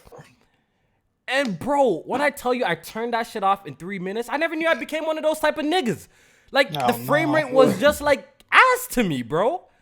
Yeah. Like the frame rate was just so you, bro. ass. I'm like, yo, bro, I turned off this whole shit. I looked at myself and I'm like, yo, What have I become? Am I becoming a pencil shaped HB pencil shaped nigga? Like, yo, can I not fucking play games at 30 frames per second no more? I'm like, yo, what's going on here, bro? Not when you experience some 60 and above. Becoming a I don't pickle know, head. man. It's a wrap. You Oh, done, man, my bro. boy. For me, it's not even frame rate. For me, it's jaggies. If I turn on the game and there's a whole bunch of jaggies on the screen, I almost turn it off. Bro, like I think a lot of the for times. me, I could deal with that. I think it's a frame rate. Like, I still could play 30 frames per second games, but I don't know. Some 30 FPS feel worse than You know, other it 30 don't FPS. feel right. It don't Like, It's fi- the lack of anti-aliens. So me playing Final anti-aliens Fantasy, sentiment. I was fine with my experience with Final Fantasy VII Remake, which I beat by the way, and I enjoyed it. But fucking me firing up Sleeping Dogs, like it just looked bad to me. It was so bad I had to just turn it off. I just burnt $4, bro. I burnt it, bro. I don't think I can play it. Yeah. Motion blur be having a lot to do with it too. Like the implementation of motion blur, how they do it. Yeah, so I don't know, man. So I'm I'm just saying that I'm hoping that next generation, 60 needs to be, come on, like a standard. I pray to God, bro. I didn't regret bleeding edge though. Okay. Yeah. Say it with a straight face. Look at you trying not to. No, you making me laugh. you make me laugh. Jack a funny looking dude, so him telling me to keep a straight face. He's a funny looking man. Yeah. This shit crazy. Yeah. So I guess we could just quickly just talk about Gears Tactics. I did get a review copy mad early, but I can't even lie, Final Fantasy VII Remake took precedence over it, and I had it fucking weeks early. I did enjoy what I played, though. I thought it was pretty good. I'm not someone who plays XCOM games like that, but I had an open mind going into it, and I was actually really impressed with the experience that it had. It's very challenging, bro, especially on the harder difficulties. I started off on a like the second hardest difficulty, then I had to turn that shit down, These AI fucking bots are smart as fuck. The visuals in the game are fantastic, and the gameplay is pretty fun. It's a game that I'm definitely gonna go back to just now, man. I think I'm on like Act 2 or some shit, so I'm gonna finish up the game. BG, you play that too. What do you think? And you play XCOM games. What do you think of Gears Tactics? It's a good game. It's more like offensive, and they throw more enemies at you, but they give you the means to like deal with those enemies as if it was like a regular Gears game, because you'll have like what are the small little creatures that melee you? I forgot what they're called, but like just like in a Gears game, like you'll run into like 15 of those. So like in Tactics, they'll throw like maybe 10 of them at you, but they but unlike XCOM, like where typically you have like maybe 1 or 2 action points, Gears gives you 3, and then there's moves that abilities that you can even get more action points. Yeah. After you do an execution, so it kind of forces it. After you do a chainsaw, it gives everybody another action point to do something. So damn, it's almost like that game should have been that kind of game from the beginning. And I seen some backlash from the Xbox guy saying that the game has controller support, so why isn't this game on Xbox right now? So they were kind of upset about that, PC getting this game first, and they thought it's not acceptable. But I think this is all a game Microsoft is playing. I think this will be out at launch with the Series X. I think their whole marketing is we got a Halo, we got a Forza, and we got a Gears at launch. I think that's literally what they're gonna go for. I really watch. You just mark it down. That's what they're gonna go for. Halo, Gears, and Forza. Watch. Ain't that what got them in this situation in the first place, yo? Gears Tactics feels like another game that is not getting its just due and respect, just like Ori. People not giving the respect to these games, man. Like Ori was bad. Ori's incredible. It's definitely one of the best games I've played. It might be top 10 this generation. I think I could fit in a top 10 list. It's probably and it's already kind of like forgotten from the narrative already. Yeah, Ori's really already like forgotten about it. Yeah, which is sad, yo. A game like that needs to be on multiple platforms. It'll definitely get more shine if it was. I blame What's Game that beef with PlayStation then? I blame Game Pass for this. I think Microsoft helped them out. With development. I think they probably funded some things. We seen the situation with Sunset Overdrive, right? With Insomniac, Sony didn't want no parts of that shit. They didn't own it. They went to Microsoft and they made the game they want. So maybe just because of business related things, that's why these indie games partner with certain companies. Because Microsoft do be helping, like even like the studio with Cuphead, like they help that out too. Hey, but this is the thing though. That's why they get the exclusivity for it. That's why. Yeah, but Microsoft went to Studio MDHR and asked them, did they want to put it on Switch? That was Microsoft idea. Yeah, that's what I was about to say. Maybe they got that shit on Switch. Yeah, I don't know. That was Microsoft's idea? Yes. That's interesting. Nobody else was saying. They was like, hey, I want to put this shit on Switch. Like, because I guess they didn't have the same engine for PlayStation. It was pretty. I guess it was pretty smart for them to do it that way because I think the game was actually very successful on the Nintendo Switch. But yeah, that's pretty interesting that if Microsoft made that approach to go that way, that's pretty interesting. But yeah, I think Ori would have got a lot more shine if it was on multiple platforms. But it is what it is. It's definitely worth checking out if you ever decide to play something on PC or get an Xbox console eventually. If you guys Game Pass is a clout killer. Low key, man. Low key. You think It so? kills the cloud of the game. You just can't keep the same narrative. Because people didn't have to go out of their way and buy it, and actually, they're not gonna keep the conversation going. I just think that's the Kills nature clout. of those. It's like don't know. subscription-based services, man. I don't know. I think Microsoft just hasn't had that big game yet. It's been a while, bro. Like if you really take it in, it's been a while. But Ori since was they good had enough that from big- what I played. From what I Yeah, played, it's a great Ori game. should still be in the conversation. It is, but we gotta call a spade. Like when it comes to these like little independent developers or these little indie games, not all of them get crazy amount of shine. Yeah, people Not don't all give of a them. fuck. Yeah, not all of them get crazy amount of shine. Not all of them become like that goose. But game we that said the gets same so thing much with buzz. Gears 5. You know what I mean? But I'm just saying, like Microsoft hasn't had like a real banger in a minute, bro. Like in a hot minute, and I think that's what they're missing. As soon as they get that, then we're gonna see if Game Pass is really fucking up. I mean, crowd of but these games, yo. like BG said, if Gears didn't do it, I mean, was it gonna be Halo Infinite? But then again, like people like the thing with Gears 5, right? The thing with Gears 5, it's not as strong as it used to be, bro. Like Gears is not as strong as it used to be, bro. Definitely. You know what I mean? It's not as popping as it used to be. So that's why they need some new shit, bro. That's why they need some new shit. But we'll see what happens. We'll see what happens with their event with the Series X coming up. But with that being said, we're gonna wrap up the podcast. I hope everybody enjoyed the show this week. I think we did a good job, man. We didn't spoil Great job. none for y'all. So Yeah, hopefully I don't feel spoiled. yeah. Good luck on Weapon Wheel on Sunday. Good luck. bro. I might have to run Jimmy a smooth. I already know, bro. They talk too much, bro. Bro, Jimmy, Good luck. dog. Good luck on I that. kind of feel like Jimmy knowing all these leaks and shit like that. Like, you know what I mean? Moving like Jimmy be spoiling out here. Something else. Yeah, I'm surprised BG, was able to not spoil anything as well. But we're gonna go ahead and do the outros, and we're gonna start off with our guest, BG. Yo, appreciate the invite. Come watch Weapon Wheel on Sunday. Anybody that can't grow a beard is a bitch. Just say my name, bro. Just say my name, bro. You know it's shots, man. I ain't got time for this shit, yo. What do you mean, Jack? I see a little peach fuzz coming I out. see on something, bitch. Yeah. Oh, yeah. It's coming together. You see it? Hey, man, listen, beard gang, we can't relate. I'm sorry. You see it, man. It's a little something there, dog. Can't relate. And I grew this like in 10 days. It ain't Man, nothing, fuck it's light shit. Light shit. J May. Definitely appreciate everybody for coming through. Hit that like button. Let's get this up over 200 likes if it's not already there. Share the stream out. Check me out on Twitter at jmain518 and stay safe from these Last of Us spoilers if you haven't already got spoiled. Y'all have a good night. Peace. Jack.